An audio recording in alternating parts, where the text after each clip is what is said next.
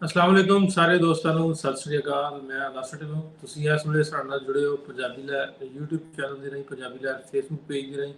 ਸੋ ਰੋਜ਼ਾਨਾ ਸਵੇਰੇ 7 ਵਜੇ ਪਾਕਿਸਤਾਨੀ ਟਾਈਮ ਇੱਕ ਚੈਪਟਰ ਤੇ ਆਪਾਂ ਗੱਲਬਾਤ ਕਰੀਦੀ ਆ। ਡਾਕਟਰ ਦਲਵੀਰ ਪੰਨੂ ਦੀ ਬੁੱਕ ਦੀ ਸਿੱਖਿਆ ਹੈਰੀਟੇਜ ਬਿਯੋਂਡ ਬਾਰਡਰ, ਉਹਦੇ ਇੱਕ ਚੈਪਟਰ ਤੇ ਆਪਾਂ ਰੋਜ਼ਾਨਾ ਗੱਲ ਕਰੀਦੀ ਆ। ਸਵੇਰੇ ਲਾਈਵ ਤੁਹਾਡੇ ਨਾਲ ਜੁੜਦੇ ਹਾਂ ਦੋਵਾਂ ਪੇਜਸ ਤੋਂ। ਉਮੀਦ ਕਰਦੇ ਹਾਂ ਜਿੱਥੇ ਹੋਵੋਗੇ ਸਿਹਤਮੰਦ ਹੋਵੋਗੇ, ਤੰਦਰੁਸਤ ਹੋਵੋਗੇ। ਜਿਹੜੇ ਲੋਕ ਕਰੋਨਾ ਨਾਲ ਅਫੈਕਟ ਨੇ ਉਹਨਾਂ ਨੂੰ ਰੱਬ ਜੋ ਬਹੁਤ ਜਲਦੀ ਸਿਹਤਯਾਬੀ ਦੇਵੇ। ਰਮਜ਼ਾਨ ਮੁਬਾਰਕ ਦਾ ਆਖਰੀ ਅਯਾਮ ਚੱਲਣ ਰਹੇ ਨੇ, ਈਦ ਆਉਣ ਵਾਲੀ ਹੈ। ਸਾਰੇ ਲੋਕਾਂ ਨੂੰ ਐਡਵਾਂਸ ਈਦ ਮੁਬਾਰਕ ਵੀ। ਸੋ ਅੱਜ ਦਾ ਚੈਪਟਰ ਜਿਹੜਾ ਸਾਡਾ ਗੁਰਦੁਆਰਾ ਪੱਟੀ ਸਾਹਿਬ ਨਨਕਾਣਾ ਸਾਹਿਬ ਤੇ ਹੈ, ਤੇ ਜ਼ਰੂਰ ਤੁਹਾਨੂੰ ਇਹਦੇ ਤੋਂ ਬਹੁਤ ਜ਼ਿਆਦਾ ਜਿਹੜੀ ਡਾਕਟਰ ਸਾਹਿਬ ਨੇ ਰਿਸਰਚ ਕੀਤੀ ਹੈ ਉਹਨੂੰ ਲੈ ਕੇ ਆਪਾਂ ਨੂੰ ਇਨਫੋਰਮੇਸ਼ਨ ਬਹੁਤ ਇੱਥੇ ਮਿਲਣ ਵਾਲੀ ਹੈ। ਸਾਰੇ ਦੋਸਤ ਜਿਹੜੇ ਸਾਡੇ ਨਾਲ ਹੁਣ ਜੁੜ ਚੁੱਕੇ ਨੇ, ਇਹਨੂੰ ਸ਼ੇਅਰ ਸਾਡੇ ਇਸ ਵੀਡੀਓ ਨੂੰ ਜ਼ਰੂਰ ਕਰ ਦਿਓ ਤਾਂ ਕਿ ਸਾਰਿਆਂ ਦੀ ਬੋਲ ਤੱਕ ਵੀਡੀਓ ਪਹੁੰਚ ਜਾਏ। ਡਾਕਟਰ ਸਾਹਿਬ ਨੂੰ ਜ਼ਿਆਦਾ ਟਾਈਮ ਨਾ ਲੈਂਦੇ ਆਇਆ, ਡਾਕਟਰ ਸਾਹਿਬ ਨੂੰ ਆਪਾਂ ਸਕਰੀਨ ਤੇ ਸੱਦਦੇ ਹਾਂ। ਡਾਕਟਰ ਸਾਹਿਬ ਵੈਲਕਮ। शुक्रिया जी ढिल्लों साहब, बहुत बहुत तुहाडा धन्नवाद। और परमात्मा करे तुहाडे रोजे बिल्कुल ठीक ठाक चली जाण। थोड़े दिन रह गए ने और असीं भी वेट कर रहे हैं कदों मुबारक ईद दा दिन आवे ते तुहाडीआं वधिया वधिया पोस्ट्स देखीए इंटरनेट दे उपर। हाँ जी, ईद बस 2-3 दिन चार रह गए। अज 26वां रोजा आ गया जी या 29 का कह रहे 29 की ईद होनी, तो मतलब भी 3 रोजे अज का पा के 3 रोजे ठीक है चौथे जी, दिन ईद एक्सपैक्टेड है, जी कन्फर्म जी नहीं। जी ਸਾਰਿਆਂ ਨੂੰ ਈਦ ਦੀਆਂ ਮੁਬਾਰਕਾਂ ਐਡਵਾਂਸ। ਡਾਕਟਰ ਸਾਹਿਬ ਅੱਜ ਆਪਾਂ ਬਹੁਤਾ ਜਿਹੜਾ ਕੀ ਕਹਿੰਦੇ ਨੇ 45 ਮਿੰਟ ਦਾ ਟਾਈਮ ਹੈ, जी ਸੋ ਕੋਸ਼ਿਸ਼ ਕਰੀਦੀ ਹੈ ਵੀ ਆਪਾਂ ਇਸ ਟਾਈਮ ਦੇ ਵਿੱਚ ਜ਼ਿਆਦਾ ਤੋਂ ਜ਼ਿਆਦਾ ਤੁਹਾਡੇ ਕੋਲ ਜਿੰਨੇ ਸਵਾਲ ਨੇ ਸਾਡੇ ਉਹਨਾਂ ਦੇ ਜਵਾਬ ਲੈ ਸਕੀਏ। ਉਹ ਜਿਹੜੀ ਤੁਸੀਂ ਰਿਸਰਚ ਕੀਤੀ ਉਹਨੂੰ ਲੈ ਕੇ ਜਿਹੜੀ ਇਨਫੋਰਮੇਸ਼ਨ ਜਿਸ ਚੈਪਟਰ ਦੀ ਆਪਾਂ ਗੱਲ ਕਰਦੇ ਹਾਂ ਤਾਂ ਅੱਛੇ ਤਰੀਕੇ ਨਾਲ ਸਮਝ ਸਕੀਏ। ਸੋ ਅੱਜ ਦਾ ਚੈਪਟਰ ਆਪਾਂ ਸ਼ੁਰੂ ਕਰ ਰਹੇ ਹਾਂ ਗੁਰਦੁਆਰਾ ਪੱਟੀ ਸਾਹਿਬ ਤੇ। जी ਪਹਿਲੀ ਪਾਸੇ ਗੁਰਦੁਆਰਾ ਸਾਹਿਬ ਹੈ। ਪਹਿਲਾਂ ਸਾਰਿਆਂ ਨੂੰ ਪਤਾ ਡਾਕਟਰ ਸਾਹਿਬ ਇਹਦੀ ਹਿਸਟਰੀ ਥੋੜੀ ਜਿਹੀ ਤਾਰੀਖ ਜੇ ਦੱਸ ਦਿਓ, ਉਹ ਬਹੁਤ ਬੈਸਟ ਰਹੇਗਾ, ਫਿਰ ਅੱਗੇ ਵਧਾਂਗੇ। जी ढिल्लों साहब, ये गुरुद्वारा पट्टी साहब ਜਿਹੜਾ मैं इस वेले अपने देखने वाले ਨੂੰ किताब ਦੇ ਵਿੱਚ ਹੁਣ ਦਿਖਾ ਵੀ ਦਿੰਨਾ ਇਸ ਵੇਲੇ। ਇਹ ਗੁਰਦੁਆਰਾ ਹੈ ਜੀ ਗੁਰਦੁਆਰਾ ਪੱਟੀ ਸਾਹਿਬ ਨਨਕਾਣਾ ਸਾਹਿਬ। ਇਹਦੇ ਬਾਰੇ ਅੱਜ ਆਪਾਂ ਗੱਲਬਾਤ ਕਰਾਂਗੇ। This is the place. So ये गुरुद्वारा साहब ਦਾ ਤਸਵੀਰ ਹੈ ਔਰ ਇਹ ਚੈਪਟਰ ਹੈ ਅੱਜ। ਇਹ ਇਹਦਾ ਲੈਟੀਟਿਊਡ ਲੌਂਗੀਟਿਊਡ ਹੈ ਤੇ ਇਸ ਗੁਰਦੁਆਰਾ ਸਾਹਿਬ ਦੀ ਇੱਕ ਹੋਰ ਜਿਹੜੀ ਹੈਗੀ ਆ ਉਹ ਤਸਵੀਰ ਹੈ। ਇਹ ਗੁਰਦੁਆਰਾ ਪੱਟੀ ਸਾਹਿਬ ਇੱਥੇ ਬਚਪਨ ਦੇ ਵਿੱਚ ਛੋਟੀ ਉਮਰ ਦੇ ਵਿੱਚ ਗੁਰੂ ਸਾਹਿਬ ਨੇ ਆਪਣੀ ਸੀ ਜਿਹੜੀ ਮੁੱਢਲੀ ਸਿੱਖਿਆ ਜਿਹੜੀ ਸੀ ਉਹ ਪ੍ਰਾਪਤ ਕੀਤੀ ਸੀ। ਇਹਦਾ ਨਾਮ ਗੁਰਦੁਆਰਾ ਮੌਲਵੀ ਪੱਟੀ ਵੀ ਕਿਹਾ ਜਾਂਦਾ ਹੈ। ਇਹ ਬਿਲਕੁਲ ਗੁਰਦੁਆਰਾ ਜਨਮ ਸਥਾਨ ਔਰ ਗੁਰਦੁਆਰਾ ਬਾਲ ਲੀਲਾ ਉਹਨਾਂ ਦੇ ਵਿਚਕਾਰ ਹੈਗਾ। ਗੁਰਦੁਆਰਾ ਬਾਲ ਲੀਲਾ ਦੇ ਬਿਲਕੁਲ ਨੇੜੇ ਹੈਗਾ। ਸੋ ਦੋਨਾਂ ਦੇ ਰਸਤੇ ਵਿੱਚ ਹੈਗਾ। ਜਦੋਂ ਸੰਗਤਾਂ ਗੁਰਦੁਆਰਾ ਜਨਮ ਸਥਾਨ ਤੋਂ ਗੁਰਦੁਆਰਾ ਬਾਲ ਲੀਲਾ ਜਾਂਦੀਆਂ ਨੇ ਤੇ ਰਸਤੇ 'ਚ ਖੱਬੇ ਹੱਥੇ ਹੈਗਾ ਇਹ ਜਿਹੜਾ ਗੁਰਦੁਆਰਾ ਸਾਹਿਬ ਨਜ਼ਰ ਆਉਂਦਾ ਹੈ। ਇਸ ਜਗ੍ਹਾ ਦੇ ਉੱਤੇ ਗੁਰੂ ਸਾਹਿਬ ਨੇ ਬਚਪਨ ਦੇ ਵਿੱਚ ਜਿਹੜੀ ਆਪਣੀ ਪੜ੍ਹਾਈ ਸੀ ਉਹ ਕੀਤੀ ਸੀ। ਇੱਥੇ ਕਿਹਾ ਜਾਂਦਾ ਵੀ ਇਹ ਪਾਂਧੇ ਦਾ ਘਰ ਹੁੰਦਾ ਸੀ ਜਿੱਥੇ ਹੁਣ ਇਸ ਵੇਲੇ ਗੁਰਦੁਆਰਾ ਸਾਹਿਬ ਹੈਗਾ। ਡਾਕਟਰ ਸਾਹਿਬ ਇਹ ਗੁਰਦੁਆਰਾ ਪੱਟੀ ਸਾਹਿਬ ਇਹਨਾਂ ਦੀ ਬਾਬਾ ਜੀ ਗੁਰੂ ਨਾਨਕ ਹੋਰਾਂ ਦੀ ਇਹਨਾਂ ਦੀ ਤਾਲੀਮ ਤੇ ਇੱਥੋਂ ਇਹਨਾਂ ਨੇ ਹਾਸਲ ਕੀਤੀ, ਉਹਦੇ ਬਾਰੇ ਥੋੜਾ ਜਿਹਾ ਦੱਸੋ ਕਿ ਕਿਹਦੇ ਕੋਲ ਤਾਲੀਮ ਹਾਸਲ ਕੀਤੀ, ਉਹ ਉਹਨਾਂ ਦੇ ਉਸਤਾਦ ਟੀਚਰ ਕੌਣ ਸਨ, ਕੀ ਕੁਝ ਪੜ੍ਹਿਆ, ਉਹਦੇ ਬਾਰੇ ਆਪਾਂ ਤਫਸੀਲ ਨਾਲ ਗੱਲਬਾਤ ਕਰਦੇ। ਜੀ ਢਿੱਲੋਂ ਸਾਹਿਬ, ਇਹਦੇ ਵਿੱਚ ਵੀ ਜਿੱਦਾਂ ਆਪਾਂ ਪਹਿਲਾਂ ਵੀ ਗੱਲ ਕਰਦੇ ਹਾਂ, ਆਪਾਂ ਨੂੰ ਜਨਮ ਸਾਖੀਆਂ ਦਾ ਸਹਾਰਾ ਲੈਣਾ ਪੈਂਦਾ ਹੈ। ਅਲੱਗ-ਅਲੱਗ ਜਨਮ ਸਾਖੀਆਂ ਨੇ ਅਲੱਗ-ਅਲੱਗ ਉਮਰ ਦਿੱਤੀ ਹੈ। 5 ਤੋਂ 7 ਸਾਲ ਦੇ ਵਿੱਚ ਏਜ ਲੱਗਦੀ ਹੈ ਜਦੋਂ ਗੁਰੂ ਸਾਹਿਬ ਜਿਹੜੇ ਸੀ ਉਹ ਪਹਿਲੀ ਵਾਰੀ ਆਪਣੇ ਸਕੂਲ ਗਏ ਨੇ। ਪਾਂਧੇ ਕੋਲ ਉਹਨਾਂ ਨੂੰ ਭੇਜਿਆ ਗਿਆ।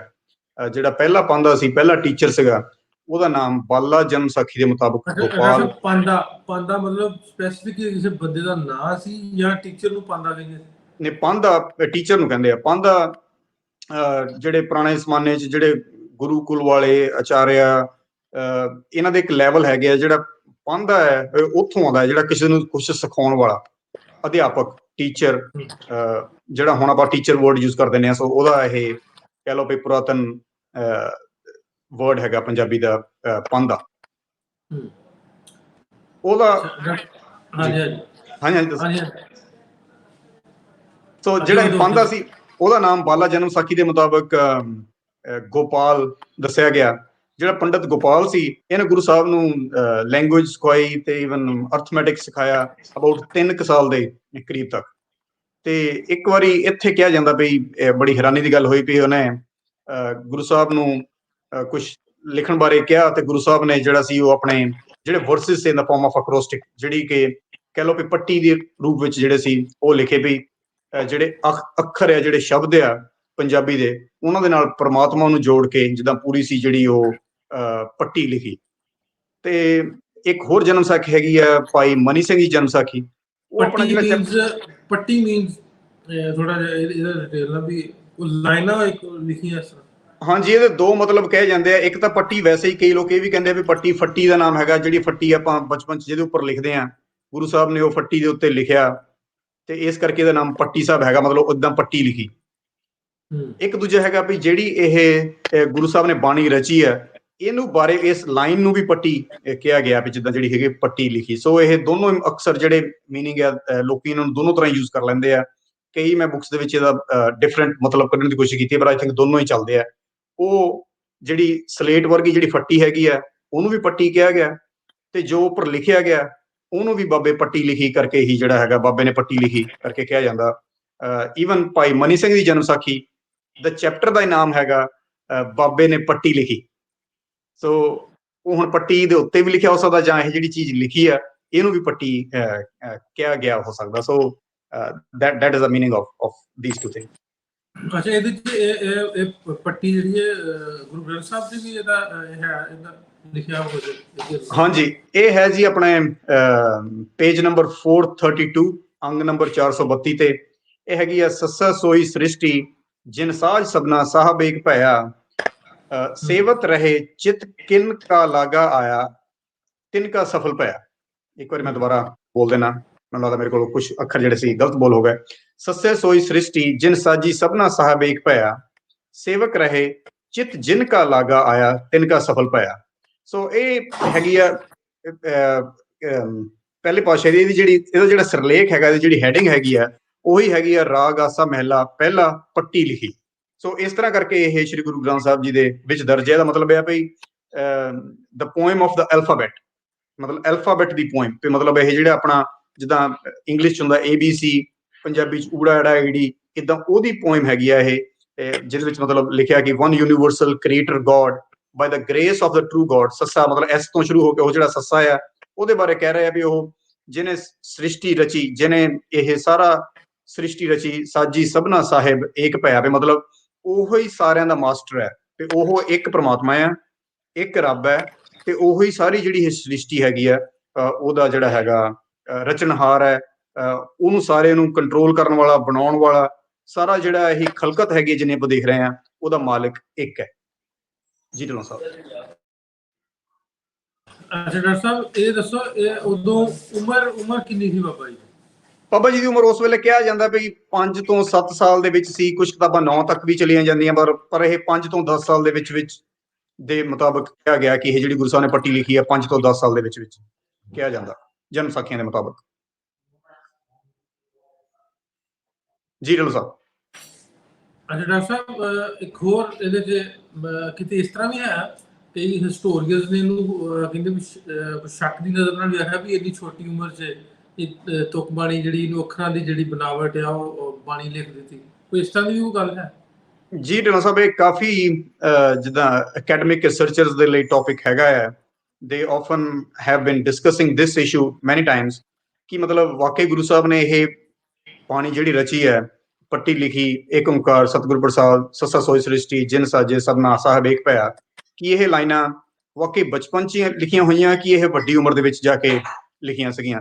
ਸੋ ਇਹਦੇ ਬਾਰੇ ਇਹ ਕਹਿਣਾ ਮੁਸ਼ਕਲ ਹੈ ਕਿ ਵਾਕਈ ਉਦੋਂ ਸੀ ਜਾਂ ਲੇਟਰ ਔਨ ਲਿਖੀਆਂ ਗਈਆਂ, ਪਰ ਇਹ ਪਤਾ ਹੈ ਆਪਾਂ ਨੂੰ ਕਿ ਇਹ ਜਿਹੜੀਆਂ ਤੁਕਾਂ ਹੈਗੀਆਂ, ਇਹ ਜਿਹੜੀ ਗੁਰਬਾਣੀ ਹੈਗੀ ਆ, ਇਹ ਲਿਖੀ ਗੁਰੂ ਸਾਹਿਬ ਵੱਲੋਂ ਗਈ ਹੈ, ਜਿਹਦੇ ਵਿੱਚ ਕਿ ਉਹਨਾਂ ਨੇ ਹਰ ਅੱਖਰ ਨੂੰ ਪ੍ਰਮਾਤਮਾ ਦੇ ਨਾਲ ਜੋੜ ਕੇ ਜਿਹੜੀ ਹੈਗੀ ਦੁਨੀਆ ਨੂੰ ਸਿੱਖਿਆ ਦਿੱਤੀ ਹੈ ਬਾਰ-ਬਾਰ ਕਿ ਰੱਬ ਨੂੰ ਜਿਹੜਾ ਹੈਗਾ ਯਾਦ ਰੱਖੋ। ਇਹ ਅੱਖਰ ਜਿਹੜੇ ਹੈਗੇ ਉਹਨਾਂ ਨੂੰ ਨਾਲ ਜੋੜਨ ਦਾ ਬਹੁਤ ਵਧੀਆ ਕਨਸੈਪਟ ਜਿਹੜਾ ਹੈਗਾ ਗੁਰੂ ਸਾਹਿਬ ਨੇ ਦਿੱਤਾ ਹੈ। ਪਰ yes, to answer your questions, different researchers have different opinion. ਕਈ ਕਹਿੰਦੇ ਕਿ ਬਚਪਨ 'ਚ ਲਿਖੀ ਹੈ, ਕਈ ਕਹਿੰਦੇ ਨੇ ਕਿ ਲੇਟਰ ਔਨ ਵੱਡੇ ਹੋ ਕੇ ਉਹਨਾਂ ਨੇ ਆਪਣੀ ਏਜ ਦੇ ਵਿੱਚ ਜਾ ਕੇ ਲਿਖੀ ਸੀਗੀ, ਜਿਹੜੀ ਮੁੜ ਕੇ 5ਵੇਂ ਪਾਤਸ਼ਾਹੀ ਨੇ ਜਿਹੜੀ ਸੀ ਉਹ ਜਦੋਂ ਆਦਿ ਗ੍ਰੰਥ ਦੀ ਸੰਪਾਦਨਾ ਕੀਤੀ ਆ ਉਹਦੇ ਵਿੱਚ ਇਨਕਲੂਡ ਕੀਤੀ ਜੀ। ਢਿੱਲੋਂ ਸਾਹਿਬ। ਅੱਛਾ, ਇਹਦੇ 'ਚ ਤੁਹਾਡੀ ਰਿਸਰਚ ਦੇ ਮੁਤਾਬਕ ਤੁਸੀਂ ਕੀ ਕਿੱਧਰੋਂ ਮਤਲਬ ਕਿ ਤੁਸੀਂ ਕੀ ਸਮਝਦੇ ਜੀ? ਮੈਂ ਆਪਣਾ ਜਿੱਦਾਂ ਪਹਿਲੇ ਦਿਨ ਤੋਂ ਆਪਣਾ ਇਹ ਰੱਖਿਆ ਕਿ ਆਪਾਂ ਬਜਾਏ ਕਿ ਇਹਦਾ ਕਲੀਅਰ ਕੱਟ ਨਹੀਂ ਕਿ ਮੈਂ ਤੁਹਾਨੂੰ ਕੋਈ ਆਨਸਰ ਨਹੀਂ ਦਊਂਗਾ, ਸ਼ਾਇਦ ਮੇਰੀ ਤੁੱਛ ਬੁੱਧੀ ਹੈ, ਮੈਂ ਹਾਲੇ ਨਾ ਸਮਝਦਾਰ ਨਹੀਂ ਹੈਗਾ ਕਿ ਮੈਂ ਇਹਦਾ ਆਨਸਰ ਦੇ ਸਕਾਂ। ਪਰ ਮੈਂ ਇਦਾਂ ਕਹਿੰਦਾ ਵੀ ਇਹ ਜਿਹੜੀ ਚੀਜ਼ਾਂ ਹੈਗੀਆਂ ਕਿ ਬਚਪਨ ਦੇ ਵਿੱਚ ਜਿੰਨੇ ਵੀ ਇਹ ਹੁਣ ਆਮ ਆਦਮੀ ਤਾਂ ਹੈ ਨਹੀਂ ਗੇ, ਮਤਲਬ ਦੀਜ਼ ਆਰ ਡਿਵਾਈਨ ਪੀਪਲ।